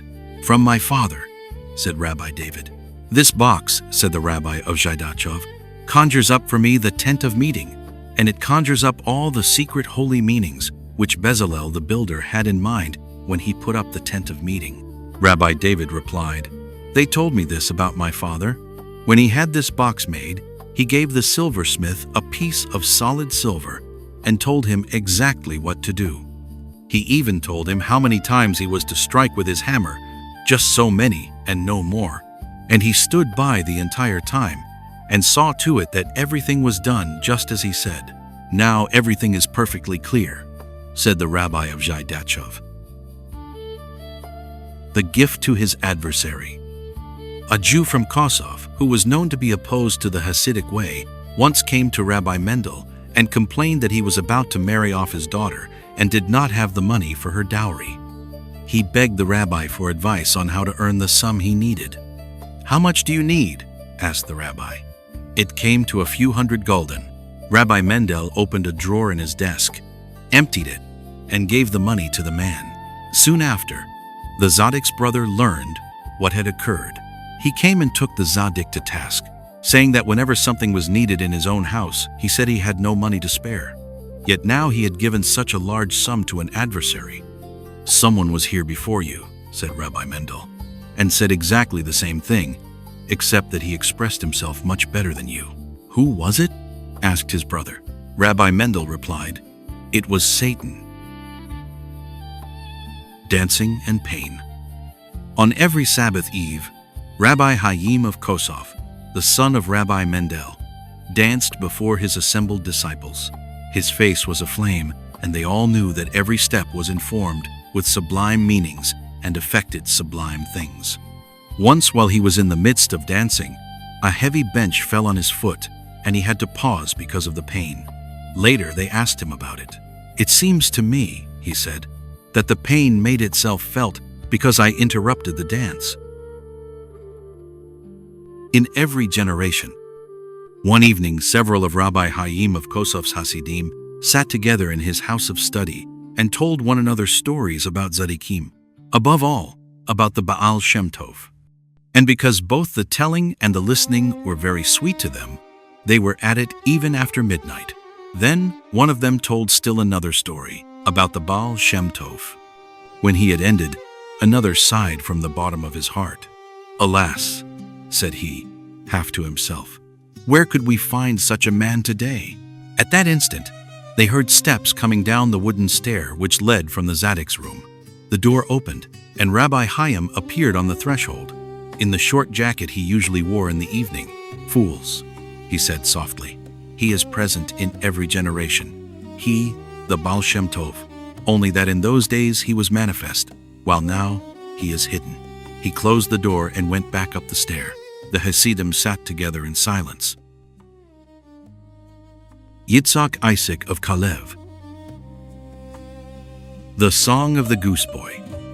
Rabbi Leib, the son of Sarah, the roving tzaddik who never stayed in one place for any length of time, was always on the search for souls, the souls of the dead, which longed for redemption, and living souls, which needed to be discovered and uplifted. The story goes that once, when he was in the north of Russia, he heard of a holy soul in the south of Hungary, which was hiding rather than becoming manifest in the body of a boy. He immediately set out on one of his wonderfully swift journeys. When he arrived in the little town he had been told of, he prayed in the house of prayer, and then went into the adjoining wood and walked until he came to a clearing which was threaded by a stream. There he found a boy of about 8, walking slowly along the bank with eyes and ears only for his flock, which obeyed his every whistle and gesture. Rabbi Leib followed unobserved, and soon the boy began to hum a little song, repeating the few words over and over. Shekhinah, Shekhinah, how far, how far? Galut, Galut, how endless you are. But if the Galut were taken away, we could be together, together, to stay. After listening for a while, Rabbi Leib approached the boy and asked him where he had learned his song. Why, all the herdsmen here sing it, answered the boy. Do they really sing those words? The tzaddik insisted. Well, said the boy, they say beloved instead of Shekhinah, and wood instead of Galut. But that's just stupid. For who could our beloved be if not the Shekhinah? And every child knows that the wood which separates us from her is the Galut. So why not say so in the first place? Then Rabbi Leib went with the boy and his flock of geese to the poor widow who was his mother, and offered to take her son with him, and see to it that he grew up to be a rabbi. He brought him to Rabbi Shmelka of Nikolsburg, and the boy grew up in his house of study. Rabbi Shmelka's melodies formed his soul, but to the end of his days he sang to himself the songs of the Hungarian herdsman, changing only a word here and there. Miriam's well. This story was told by a grandson of Jacob Fish, a man both rich and devout, whom the Baal Shem had blessed with both hands and wished a very long life, and who actually lived to the age of 113 years, his face remaining youthful to the day of his death. My grandfather's estate was close to the town of Kalev. Once in the late afternoon before the Day of Atonement, when everybody was already assembled in the house of prayer, wearing shrouds and reciting the prayer of purity with much weeping, the rabbi of Kalev called my grandfather and said to him, Rabbi Jacob, have your horses harnessed. Let us go for a drive. My grandfather was very much surprised, but since he was well acquainted with the tzaddik's ways, he said nothing, but sent word home to have the carriage brought around. They got in and drove across my grandfather's fields. In one place, there was a narrow body of water. Quickly, the rabbi took off his clothes and immersed himself again and again. My grandfather stood beside him and did not know what to do. But the tzaddik was already putting on his clothes. They drove straight to the house of prayer, and the tzaddik went up to the reader's desk. My grandfather could not get over his amazement, for never before had he seen any water in that place in his fields. When the Day of Atonement was over, he went back there and looked around, but nowhere could he find a trace of the stream. Then he went to the tzaddik and said, Rabbi, you know that I never ask you about your own concerns, but now I beg you to explain to me what happened. Rabbi Jacob, answered the tzaddik, if Miriam's well, which accompanied Israel in the wilderness, comes through our part of the country unexpectedly, why in the world do you just stand there instead of immersing yourself in it along with me? Immersion without water. Once on the afternoon before the Day of Atonement, when the time for the ritual bath had come, the rabbi of Kalev went to the stream near which the town is situated, but instead of immersing himself in it, he lay down on the grassy bank and said, Oh, what a good place to sleep.